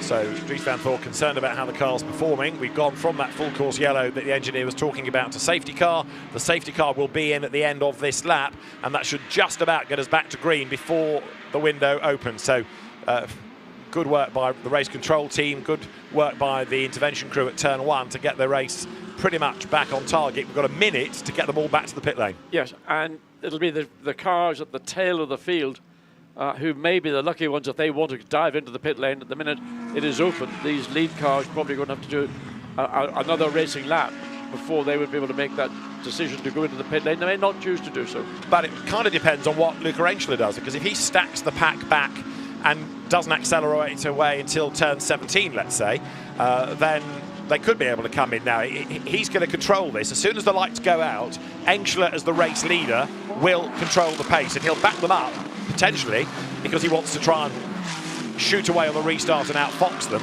He's not going to go too early. And as they come into the stadium, there, look, the lights are out on top of the safety car. Luca Engschler now controls the pace, and he has backed it right off. And possibly on the radio, the team are telling him, right, slow it down, you can come in this lap because the pit window will be open in 13 seconds' time. Absolutely, so that, that guarantees what the team have chosen to do. So just back everybody up and run at the slowest pace you can do, because the pit lane window is going to open now. Pit window open. So you could end up with every car coming into the pit lane. But it's frustration for those in the queue. Look, Konstantin wants to get on with it. Engschler, having said all of that, is going to keep racing then. He stays out, and at the moment there's barely anybody taking the opportunity to go for the pit lane. So after all of that theory, none of it is put into practice. Engschler leads them away again on the green flag. Oh, and look at Ferrari running wide coming out of turn 16. I mean, it's interesting that the Lamborghini backed everybody up so aggressively and then didn't take advantage of that entry into the pit lane. But the team know what they're doing. They've got their race strategy, their plan. They're going to stick to it. And whatever you have, a safety car, full course yellow, they're going to stay with their program. I'm surprised that nobody came in to get out of the traffic, but with the window open, we've got another one off the road. It's the Ferrari of Giacomo Altway. He was battling with Ivan Klimenko, and he's lost out, and he's lost heaps of places as Niederhauser has gone past him as well. Yeah, 3 places and maybe even more. And that was a fundamental error that a driver of his experience should have been able to avoid. So look at the traffic jam coming down into turn 6 as the field is beginning to slowly spread out on board with the Rotronic. Porsche accelerates out of turn 6, and then the splat-out flick, Patrick Niederhauser behind the wheel. Absolutely flat as a pancake all the way through turn 7. And Mauro Engel there, still on the back of Mattia Drudi. So now there are lots and lots of teams already in the pit lane, ready to receive cars. As out wide goes 88 Audi Lorenzo Ferrari, another place lost as he's sort of forced it out of the line. There you can see number 10 of Aurelian Panis on the move to get back ahead of the BMW. Sam Dehaan has gone past him on this lap. So the cars through the stadium, and let's find out which, if any, are going to bail at the end of the lap. The top two are broken away from Vanthor once again, so maybe the BMW will be in early to attend to whatever that issue is that Vanthor was talking about on the radio. Leader is in, second is in, third is in. Drudi stays out, Engel stays out, Fleming stays out, Goetz is in. So 4 out of the leading 7 down the pit lane. Niederhauser likewise. Yes, so this is going to be, and so the 48 has it come in? Just looking to see whether Mauro Engel is. Yes, he has. No, stayed out. So Engel stayed out. So Engel's best chance for the 48 Mercedes is to stay out, try and get clear air and capitalise on it. And then when they feel opportune, bring it in, and then hand over to Lucas Auer to see what he can do. So we've got Drudi leading and Engel in second place. Mauro Engel hasn't been able to get on terms really with the Aston Martin, albeit on the last lap coming across the line they were within 3/4 of a second, so that's a reasonable improvement. So raft of pit stops then coming at the end of that 15th lap, and now it's a jumbled order out on the track as the cars go through the hairpin. Effort made there by Compank up against Altway. Good move. Mercedes goes through ahead of the Ferrari. So Altway tries to fight back, but Ezequiel Perez Compank looking for a way through as there, back into the race, maintaining track position is number 6 Lamborghini. Yes, good effort by the team to get that car turned around, get it back out in the circuit. So that will give them an advantage, I would assume. It just depends where it will fall in to the field, but I'm assuming because the field has been so compacted for the full course yellow and safety car, he's going to be in clear air. He can drive whatever way and as fast as he can do. So there you've got 007, Mattia Drudi, leading at the moment. Mauro Engel behind him. And into turn 17 they will come, but only one of them comes out the other side. Engel goes for the pit lane now. Lap 16, Engel pits. Yes, I think that's a good call by the Winward Racing Mercedes team. Bring in Mauro Engel, do the pit stop routine, but a metronomic pit stop. Lucas Auer will get in. He'll put the seat fillet in once Mauro Engel's gotten out, and all those little details do take fractions of seconds. And if you lose the rhythm, you can all go wrong. So drive the car down the pit lane. Bring it in. Lucas Auer is, where is he? Where is standing there? Opens the door. Okay, and does the net. Assists with the belts. Mauro Engel's out. Seat fillet goes in. Lucas Auer drops in. Then Mauro Engel returns the compliment. There is our race, technically our race leader, because he's made that pit stop on the road. It is still Matteo Drudi from Tom Fleming in first and second place. And then Rhys Bark, technically, well, not technically, will be in third place in, again, the silver Mercedes. The pit stop time for Charles Weerts was 46.2 seconds. For Max Hofer, it was 1 minute and 4.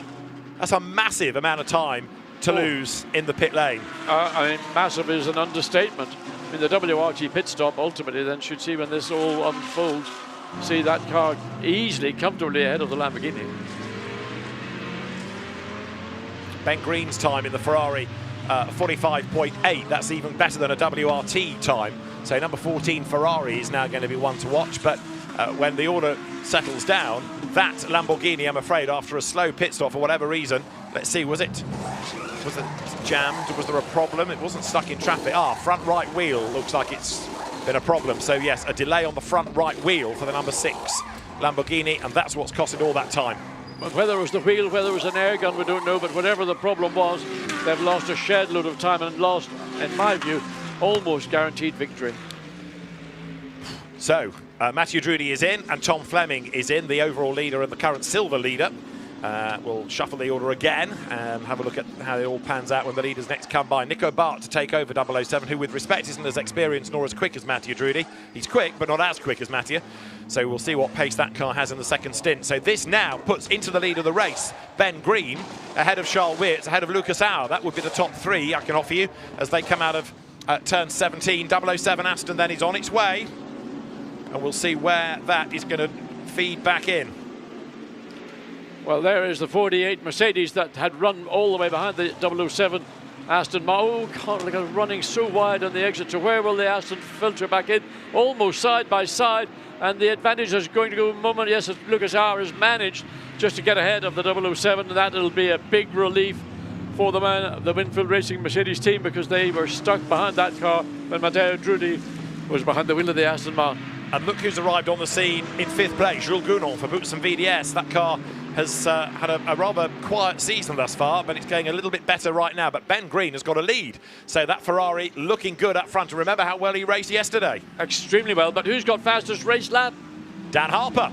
All the way down in, 22nd place, takes over the car and literally just lights up the racetrack with pace, faster than anybody so far in this 1 hour sprint. Have a look at Gounon here, because he's all over the back look of Nicolas Bart, fresh into the car, and Nico Bart is losing touch with the top 3, so Gounon can see that, he can read the race, and he knows he's got to strike and get past, otherwise he will drop too much time against that leading trio, and the move may well come heading towards the stadium. Let's see Gounon feint to the inside line, but the Aston has got good grunt in a straight line, so he can't get through there. No, and there's no chance to make a move down the inside. Bits of tape, bodywork, little aero strakes on the front of that Mercedes flapping around. So the 007 Aston Martin has got sufficient pace in this stadium section of the racetrack into turn 16 and 17. And watch for Gounon building, not to make a pass into turn 1, but more likely into turn 2. It's difficult to get into position. You narrow your line into turn 1 if you make a move. He's not sufficiently close. But here, if he can get through turn 1 quicker than the Aston Martin, he will have an opportunity, but he's not been able to close that gap sufficiently, I would have said, to think about a move down that. Shows his nose, but not close enough to make it work. So Ben Green leads Charles Weerts by 2.5 seconds at the minute. Lucas Auer is there in 3rd place. In 4th, it is Nico Bart. In 5th, it is Jules Gounon. And as the cars sprint towards the hairpin once more, we've got 26 and 3/4 minutes on the clock. And Reece Barr in the Mercedes number 57, the other Winward racing car, is the notional race leader, but he's yet to serve the regulation pit stop, as into the hairpin. Gounon still on the back of Bart, and he's not yet forced a mistake out of him. The Aston Martin may be losing touch with Auer up the road, but the pace is being maintained, and 4th position is being maintained too. Well, the gap between what we would describe as the leader, Ben Green, and 2nd place, Charles Weerts, is now 2.5 seconds. That's going to be difficult. There's our race leader, Reece Barr, comes in at the last possible moment. He had about a minute to spare before the pit lane window was closed. So again, Winfield Racing doing an excellent job bringing and managing those 2 cars. There's race leader now, 2nd place, and in 3rd place, Lucas Auer. Now, what can Lucas Auer do against Charles Weerts, as opposed to Dries van Thor was doing ahead of Maro Engel? It's a good question, and right now, I don't think that Lucas Auer can offer the answer, because he is still stuck. Ben Green getting away up front in the Ferrari then, and this is for 2nd and 3rd. Charles Weerts goes through, Lucas Auer behind him, and there the Ferrari with the advantage. 2.5 seconds last time, 2.8 seconds this time. Is working nicely, getting away from the BMW. It will be interesting to hear from Van Thor about whatever the dramas were that he was reporting to the team in that first stint, and whether or not they've been able to do much about it, or whether Charles Weerts has to cope with the problem. But right now, cope he is, 4/10 up on Lucas Auer behind him. There's the leader, out on his own. Ben Green stretching the margin. Yeah, I mean, comfortable position to be in, no interference around him, nobody challenging him from the rear. And he's got that comfortable advantage over Charles Weerts. It's extending. In fact, it was 2.5 seconds a lap ago. It's now up to 2.8 seconds. And unlike what we watched yesterday, it doesn't appear that BMW have got a response for the competition directly ahead. And it's going to be more a matter of now consolidation. It could end up being a double second finish for the 32 BMW. They were second yesterday in that battle with Maro Engel. And right now, it's more of a defense of their 2nd position than it is an attack on the lead Ferrari. Top 3 flash past down towards the stadium. So Ferrari leading from BMW, from Mercedes AMG. The Aston Martin 4th dropping away, but equally Jules Gounon is not being able to stay on the back of Bart. That gap has widened a little bit between the 2. And then behind in 6th place now is Callum Williams in the orange WRT BMW that's going a lot better in this 2nd stint. As Charles Weerts stepping up the curb, and Lucas Auer to the eye a little bit nearer now, but we know in the GT3 world it's so competitive, the balance performance equates the cars so well that making that move is far from easy. It's never going to be easy to pass these cars, as you point out, so equally matched. there'll be bits of the racetrack where the BMW will have the advantage. There'll be other parts where the Mercedes will be able to claw back that advantage. And right now it's pretty much even Stevens. An opportunity may arise coming into turn 6 as they exit through turns 3, then 4, and then the long curve and 5. But BMW, we've seen, have probably been on consistently the quickest cars on this part of the racetrack. 267 kilometers per hour was what was clocked by one of the BMWs, and there is the difference. Lucas R can close it down, but on this part of the racetrack where he wants to get close going into turn 6, it's difficult to do. But Ben Green continuing to push on, to try to build this gap. This is on board with Lucas R then.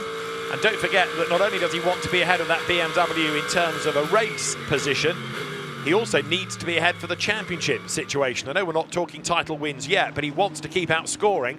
They're half a point ahead, the Mercedes drivers, from the BMW drivers coming into this race. And right now, the BMW is going to take back that championship lead by outscoring the Manfilter Mercedes crew. Well, the battle is between the two drivers and the two brands, two manufacturers. There aren't any cars in view that would be cars that they were beginning to lap, and sometimes when you find a lap car or a number of cars that are coming up to be lapped, that can work for you. There is our former leader, the Lamborghini, right down. I mean, unbelievable the time it lost in the pits due to that difficulty removing the right front tyre. So Max Hofer dives up the inside of Vinicio Dono. That's brave, and that's a great pass. Absolutely. I mean, Dono, who was outstanding in qualifying yesterday morning, has been mugged up by the Lamborghini, but the Porsche as well. That was Sven Müller going past. That Porsche also a long way back, actually, after the earlier stint of Patrick Niederhauser, but Müller getting on with the programme. So what this has done is put Callum Williams into the lead of silver.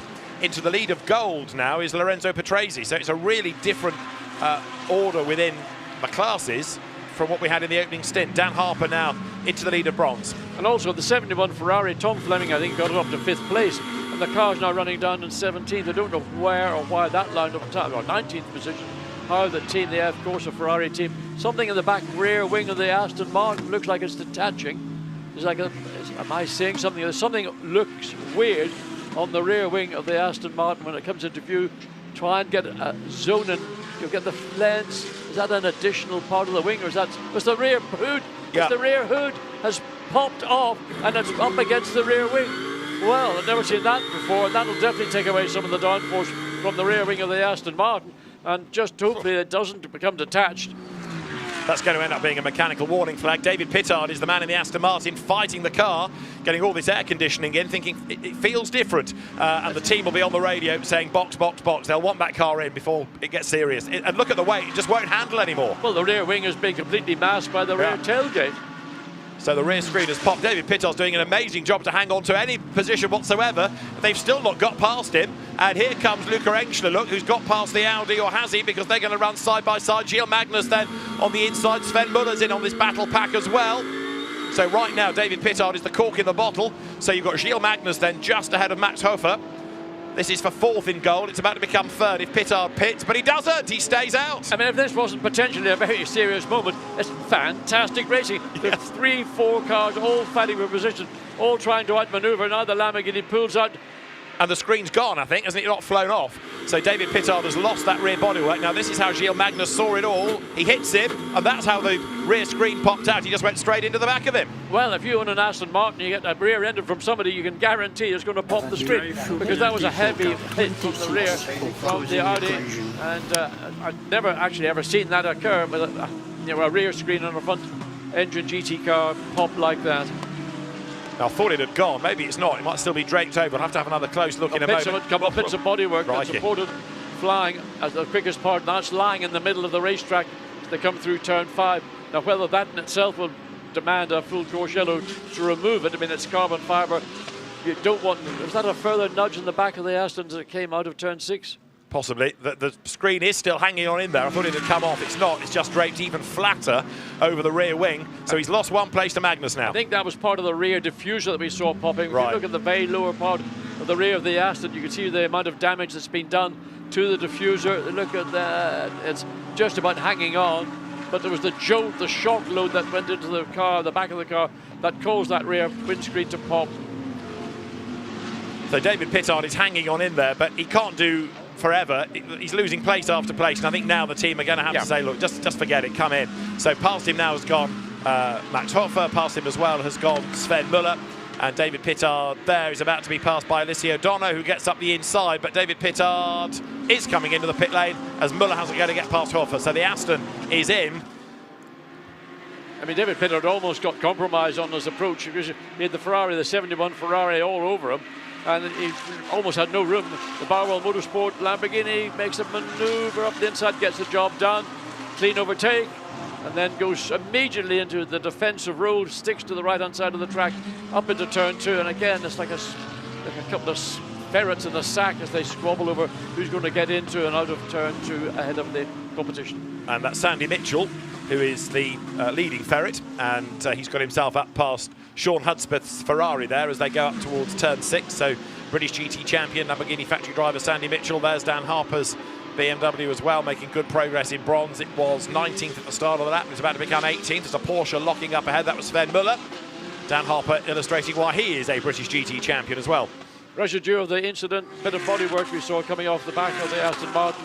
It's now been broken into fragments, so it's lying on that sort of middle to the outside part of turn 5. So hopefully drivers are now aware, having been around that section of circuit, they know where it is, but they're having to deal with maybe 3 or 4 parts rather than one large part. There's the Bronze Cup leader, Dan Harper, from Sandy Mitchell, and then Ugo de Wilde, third in the class. Patrick Kuehler from Eddie Cheever and Dylan Pereira. That is the Bronze Cup order with 17 minutes of the race still to go. Sven Muller's Porsche is there, and they're trying to tape the screen back into place on the Pittard. Aston, you can see that huge damage on the back. Yeah, that's severe rear damage, especially to the bodywork, but the diffuser itself. So the level of downforce that car will have at the rear will be seriously compromised. They're going to go back out and pick up whatever is left. Not an awful lot, one I have to say, and it'll be probably a very tricky car to handle because the downforce in the rear will be seriously affected by the damage to the diffuser. And it's also lost not only lots of places, but at least one lap in all of this. They're still in second place is Charles Weert. Whether or not Lucas Al, were he to get past, could do anything about the leader is a moot point, but he can't get past that BMW. He's within half a second, but he just can't find the room. Well, I would suggest that the Mercedes right now is the quicker of the 2 cars, but it's the usual story at every racetrack we visit. You can catch, but how do you find a way around? So, again, often you do it when you get traffic slowing down, in this case, the 32 WRT Audi. That gives the momentum back to the 48 Mercedes. But there's no traffic around because of the full course yellow and because of the way the pit stops all fell subsequently. And a good job by Charles Weert to defend his second position. He wants to increase or put themselves ahead, I should say, of the Mercedes team in the championship. Half a point splits them as we stand. So Ben Green leading by 4.7 seconds from this BMW Mercedes battle for second. Weert's an hour. Fourth is Nicolas Bart, who's hanging on to that place and indeed pulling away from Jules Gounon. You'll see there the Aston in the background. Then it's Gounon fifth. Sixth, it is Callum Williams. Seventh, Phil Keane. Eighth, Lorenzo Petresi. Ninth, Simon Gachet. And 10th is Cesar Gazzo. Right, let's hear from Dries van Thor. Antonio has found him in the pit lane. Dries, we heard that you had some problems with tyre pressure. No, I think it was quite okay. They were on the low side, so it took some time to get them in. And then as soon as I came in, I tried to catch the cars in front, but yeah, it's not as easy. Yeah, just a bit stuck. In general, there's a lot been going on this week, so I mean, I don't know, not a good race so far. So are you not happy with how the car's feeling then? No. How comes? Is it the tyres? Is it because of the heat? I think we just, well, we did some, I mean, we tried to anticipate as good for the heat as possible, but I think yesterday that worked out better than today. I think today was worse, but also in general, I mean, it's been a weird weekend so far. So. Let's hope things improve in the second stint. Thank you. Well, in second place, it's not that bad, Dries, is it? Well, I think you set your sights at winning every round of every championship that you enter. Anything less than that is a disappointment. But look, if they walk away from here with 2 second places, they're going to walk away leading the championship. So at the end of the day, you're looking at the end game, not just a single event in the championship. 10 rounds, all count for points. Spa, of course, adds some additional points. So Dries van Thor, yeah, chin isn't quite on his chest, but he knows that the car that they had yesterday was a more competitive car than the car they have here this afternoon. But nevertheless, the great teamwork by WRT to get the car in and out of the pits, driver change. That's where the strength of WRT with BMW has been so powerful. 007 goes through, Nicola Bart, and the Silver Cup leading BMW is at the back of this train. Callan Williams, who's really been very, very impressive since he came across into European racing. Starred last year in the Gold Cup, now in the Silver, and right there on the tail of Jules Gounon. Now he's caught Gounon and he's thinking about making a move against one of Mercedes-AMG's absolute star drivers. So it's impressive stuff, this. You see Callan Williams is also in Silver, the fastest man through the speed trap. Yeah, by 3 kilometers per hour over the next brand, which is the Audi.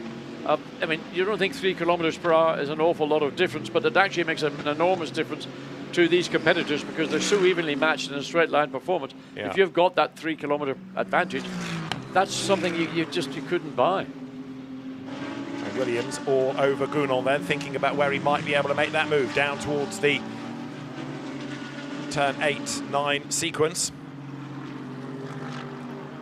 Callan Williams was a little bit, I thought, tentative. He was thinking about trying to make a move on Jules Gounon, but I think if you are going to do so, you have to do it with conviction. And Jules Gounon isn't about to concede his position, currently in 5th, to Callan Williams in 6th. Leaders flash by.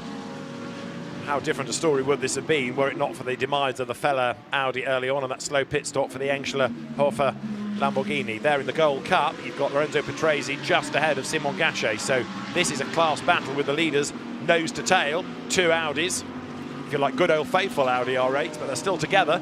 And Lorenzo Patrese, Riccardo Patrese's son, keeping Simon Gachet at bay as the two of them now head up towards the line with just under 12 minutes of the race to go.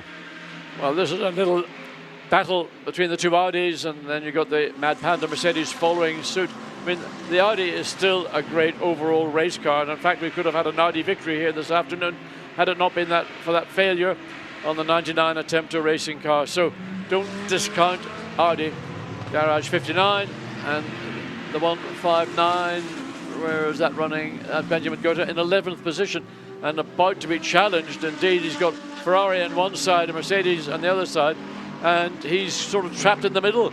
Thierry Vermeulen in the Ferrari, really brave up the inside, made it 3 wide, and he's got past the pair of them.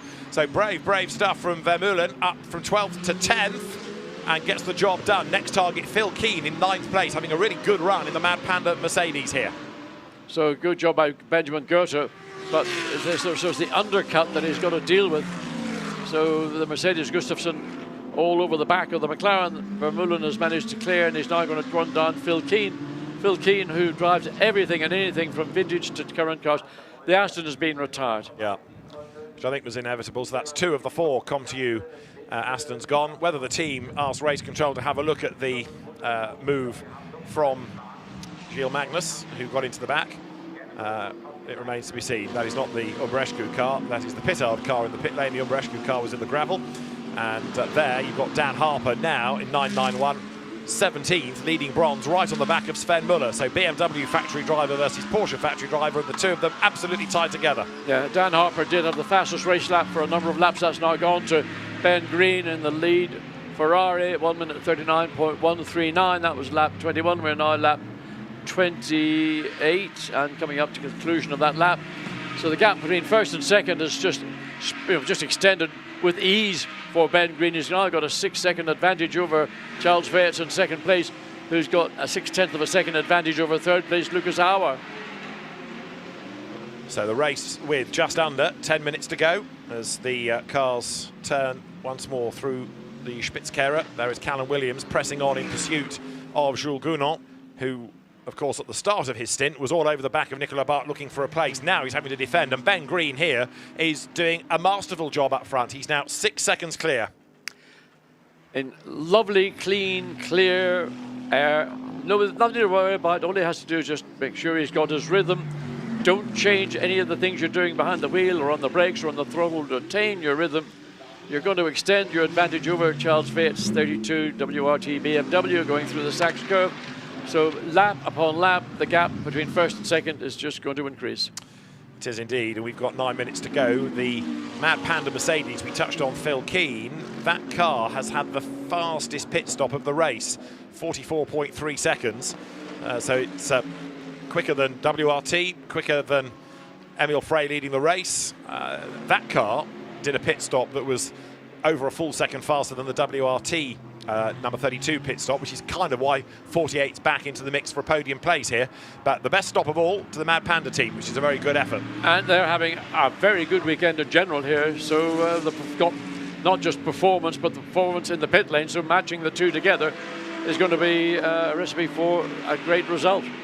It is indeed, as the leaders then go for the 30th time up towards Spitzkehre. This is Charles Weerts, who has been able to maintain a modest gap of around about half a second over Lucas Auer, and try as he might, Auer has not been able to do anything about Weerts. Grabs second gear out of the hairpin, up to third, up to fourth, speed building, down now towards turn 7.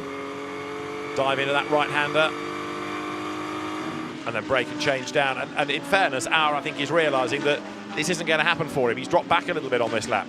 Yes, the gap has extended marginally. We wait and see what it is when they come across the start-finish line, but for sure Charles Weerts is maxing out everything he's got in the BMW. Lucas Auer has caught but never really looked like he was in a position to threaten or challenge. As we look at 69, the Ferrari leading this group of cars. What's going on here? Bit of contact. This is maybe, well, this is the rerun. Oh, that was earlier, I think, or the situation did occur earlier, similar to that, maybe a little bit. Well, that was the last lap. We saw one of the Emil Frey Ferraris doing a similar thing, maybe further down on that back straight.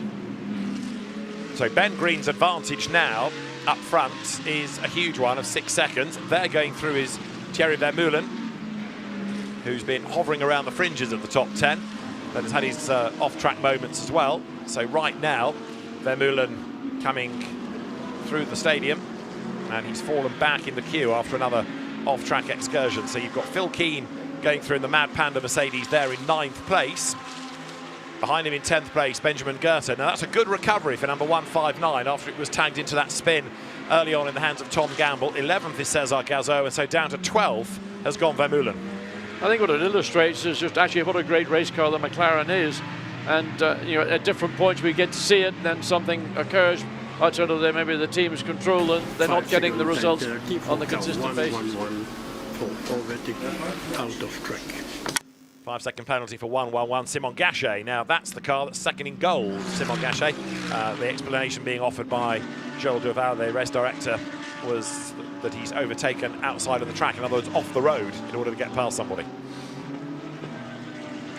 Well, Calvin Williams still chasing Jules Gounod, and again that gap between these two cars is just under the half second. And there are moments you think maybe Williams is just going to do enough to put himself into a position to challenge. The Boots and VDS Mercedes, Jules Gounod behind the wheel, but can't quite get himself on terms. Gap between first and second, still that 6.1 second, and then second to third is it's increased. It's almost doubled from 0.3 up to 0.6 of a second. There, number 25, the Gilles Magnus Audi, showing the scars of battle. So that is still quite a long way down, 14th overall, hustling on in pursuit of Magnus Gustafsson, number 57. That was the Mercedes that stayed out late, the last one to stop, and it's third in silver, so a podium beckons for Winward in both of its two categories, overall and silver. The race now has got 5 minutes on the clock. Magnus there in the Gold Cup entered Audi, on the tail of the Silver Cup entered Mercedes. Green 6 seconds ahead of Weerts, who is 0.4 up on Lucas Auer. And there coming into view is the Max Hofer number 6 Lamborghini, the car that was dominant in the opening phases, then that really disappointing pit stop. Whatever the problem was with the right front wheel, we didn't get to find the real answer to, but whatever it was, it's irrelevant. Look at Calvin Williams now in a strong position, thinking about a move. Going to think about it in turn 8.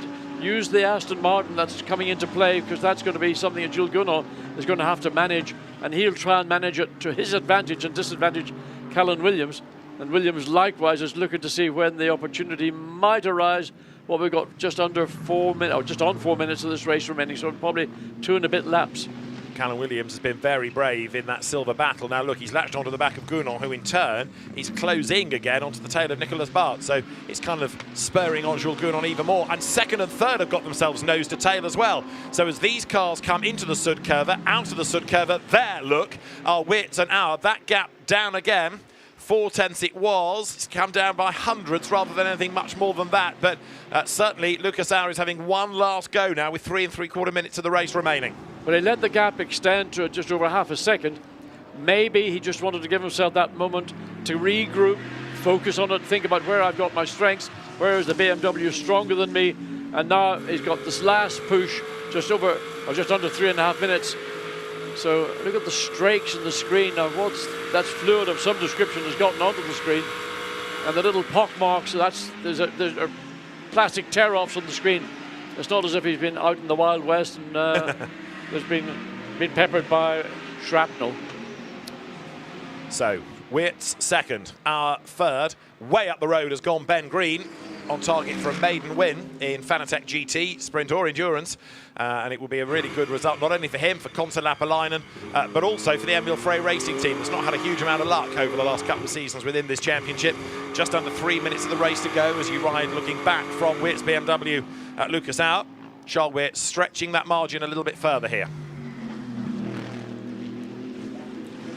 So down they turn from turn 12 up towards the Sachs curve, but Lucas Auer, again, he looks quick enough, but never an opportunity.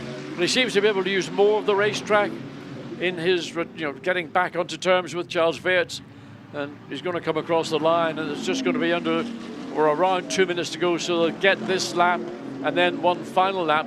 And so this is the final push that we're going to see from Lucas Auer. And get yourself close to the back of the BMW as you come into turn 1 and try and carry your momentum through and sweep up alongside. But it's difficult because we know the BMW's got that straight line speed advantage over everybody else in the field. And that's the strength that Charles Weerts knows. Whatever I might do in a corner, when it gets to the straight bit, I can extend that advantage back to that maybe half a second. That's been much since I got behind the wheel. 57 5-second time penalty for causing a collision. And that is the Winward Racing Mercedes of Rhys Barr and Magnus Gustafsson being given a 5-second penalty for causing a collision. So that's going to potentially drop it off that last podium place in silver. As you look there at the Gold Cup leading Audi, this is to salvage something for Attempto Racing's day. Lorenzo Patrese having taken over from Lorenzo Ferrari at the wheel of that car and going up now towards the Spitzkehrer.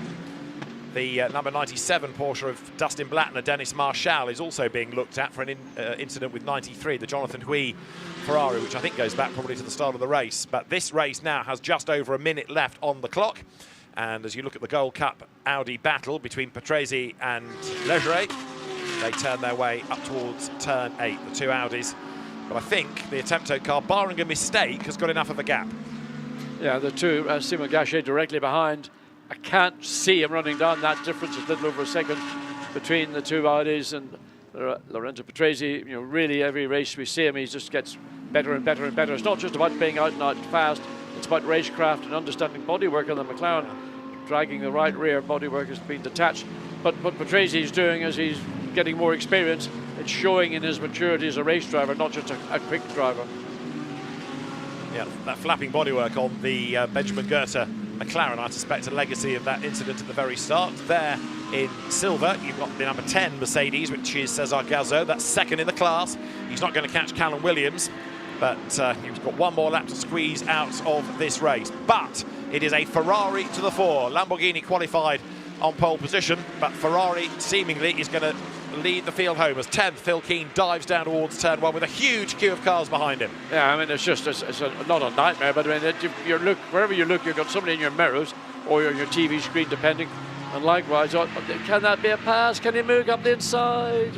Dan Harper tried it. There's the car that's third on the road in silver, Magnus Gustafsson, but remember he's got this 5-second penalty to apply at the end of the race, so we'll have to wait and see whether Alessio Dono is within 5 seconds and can claim that place back as the field accelerates then now up to Spitzkehrer. There's the leader though.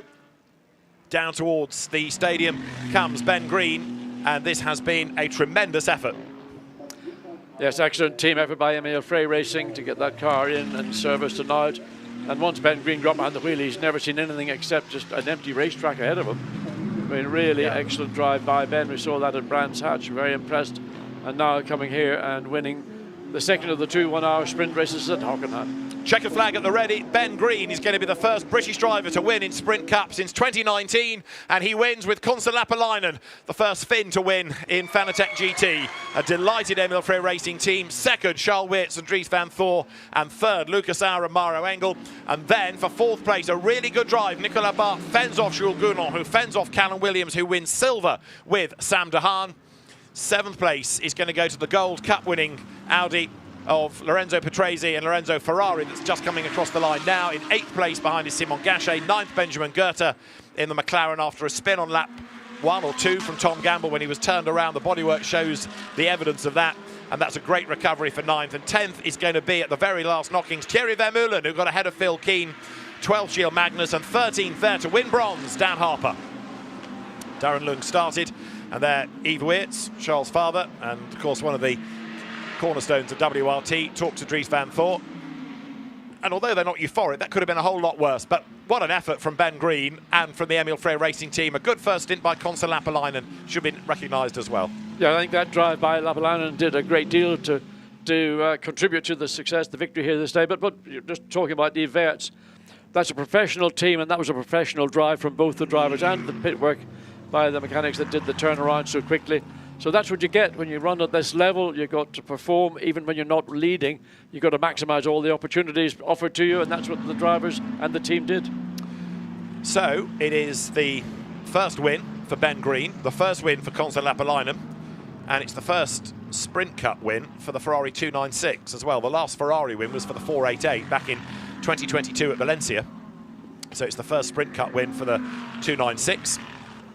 And there'll be a very, very happy Emil Frey Racing team. They've been big supporters of the Sprint Cup. Not had a great amount of luck of late. Dan Harper winning in bronze with Darren Lung. And Dan Harper coming home in 11th place outright. And bearing in mind that that car started 31st on the grid, that was quite a drive put in by both of them. Yeah, I mean, particularly, I don't want to single out, but Dan Harper held the fastest race lap for a considerable length of time. I mean, his first flying lap was the quickest lap of the race. Both drivers doing a good job, but to drag the car up from the back of the field, literally starting row 16 and getting yourself up into that excellent position, 11th overall, but winner. Yes, winner of the class. I'm just looking at the timing and scoring is a little bit far from me. Winner of bronze, Dan Harper from Sandy Mitchell in number 78, sharing the Barwell Lamborghini with Rob Collard. And then third in the class, Ugo de Wilde and Dimitri Gavatsova. So there, Ben Green, the British driver, delighted with that. He's been a winner in the German GT Championship and has plied his trade largely of late in European categories rather than back home. But he's made people sit up and take notice this weekend if they haven't been sitting up and taking notice before. That was a very, very well-driven race by Konsta Lappalainen to begin with, and by Ben Green, the DTM trophy winner 3 years ago, the sort of pseudo GT4 class. And Ben is delighted, understandably. Yes, yes, yes, yes. Very, very happy team.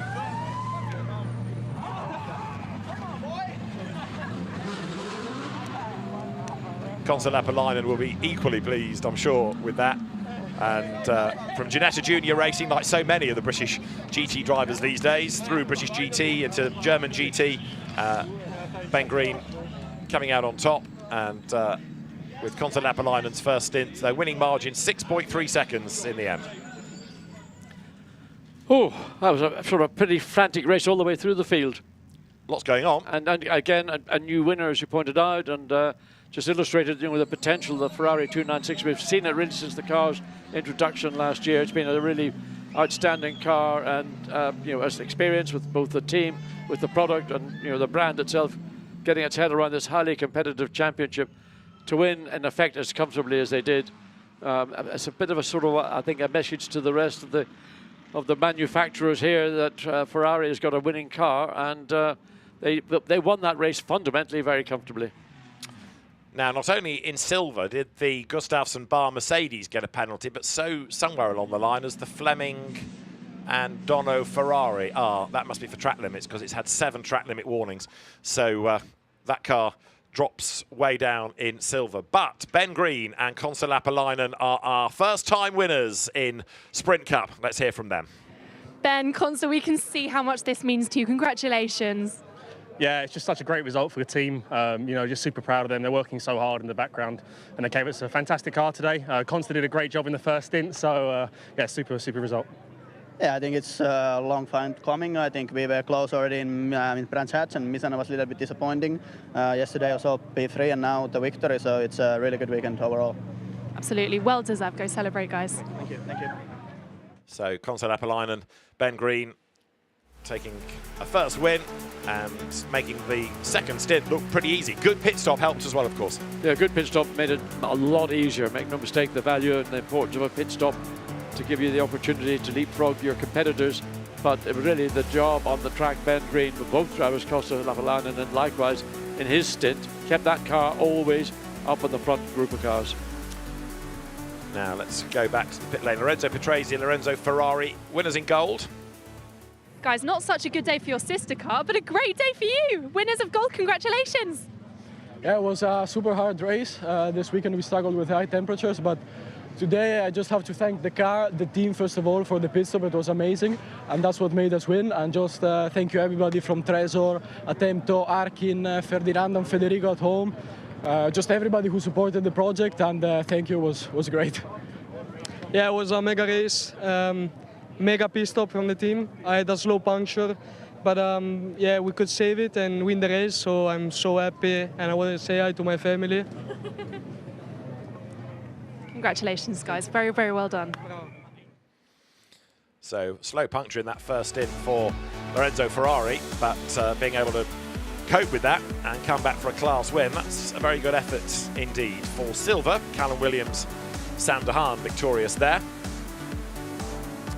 And in bronze, BMW taking on as the car of Dan Harper and Darren Lung.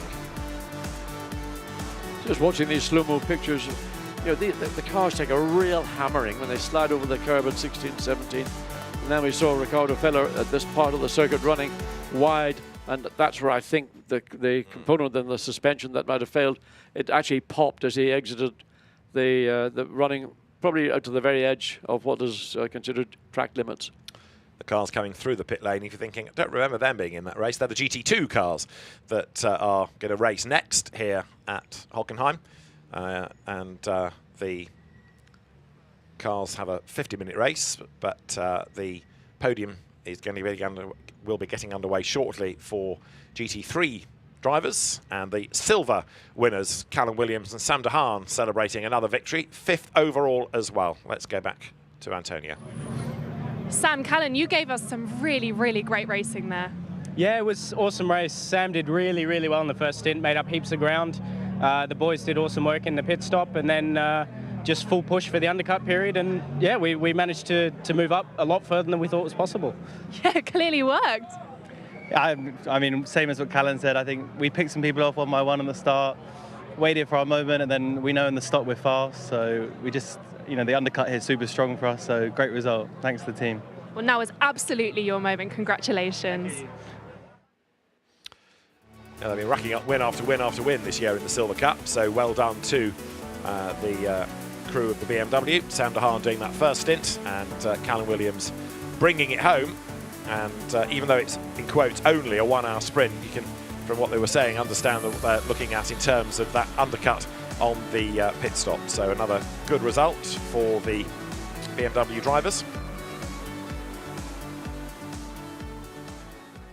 A 4th win of the year in the Silver Cup. So race results look like this. Ben Green and Konsta Lappalainen coming out on top ahead of Charles Wirtz and Dries Van Voor, Lucas Auer and Maro Engel 3rd. 4th in the end, Jules Gounon and Maxi Goetz ahead of Callum Williams and Sam de Haan, and then a penalty dropping to 6th, Nicolas Bart and Mattia Drudi. I can only assume that is for track limit dramas. 7th to Lorenzo's Petresi and Ferrari from Benjamin Goethe and Tom Gamble. Simon Gachet 9th with Lucas Legeret, and 10th Phil Keane and Ezekiel Perez Compang. Bronze winners Dan Harper and Darren Lung coming home in 11th. But an excellent job done by Ben Green and Konsta Lapalainen. A first win for both of those drivers within the championship, and a welcome return to the winner's enclosure, if you like, for the Emil Frey Racing Team, long-time supporter of SRO GT Racing, and it's been a very popular win, I'm sure. Darren Lung and Dan Harper are no stranger to winning class events. They've won British GT together. They've won bronze here at Hockenheim as well. Well, some very, very brilliant racing going on here today, and in the British GT as well. We've got a handful here.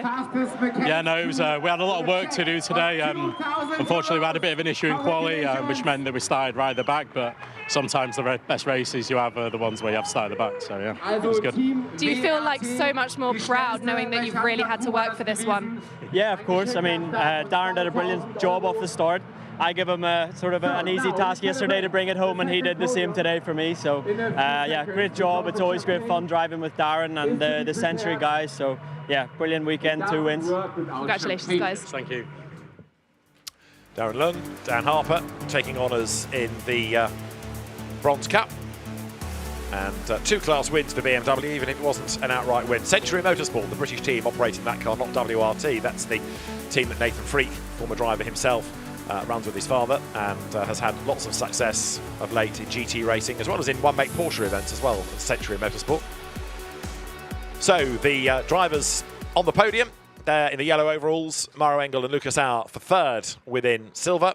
For second place, being called forward next, Charles Weerts and Dries Van Voort. And then the top step, a first win for Ben Green and Konsta Lapalainen.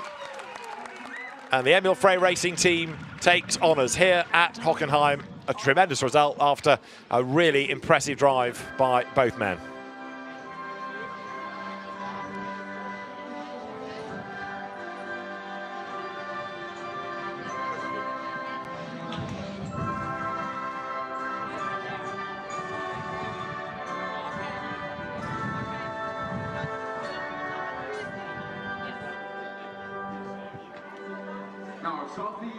So well done to Ben Green, to Konsta Lapalainen, and so now the trophies to be presented by Valma Nadarevich from Fanatec to the third-placed Canaries in the bright yellow overalls, Maro Engel and Lucas Auer, then to Dries Van Voort, still looking a little disconsolate despite taking the championship lead, and his co-driver Charles Weerts, and then the team's trophy will go to Emil Frey Racing. And for Ben Green, for Konsta Lapalainen, it's been a long time coming, but it's a first win in Fanatec GT World Challenge Europe powered by AWS Sprint Cup for the Brit, for the Finn, for Ben Green and Konsta Lapalainen.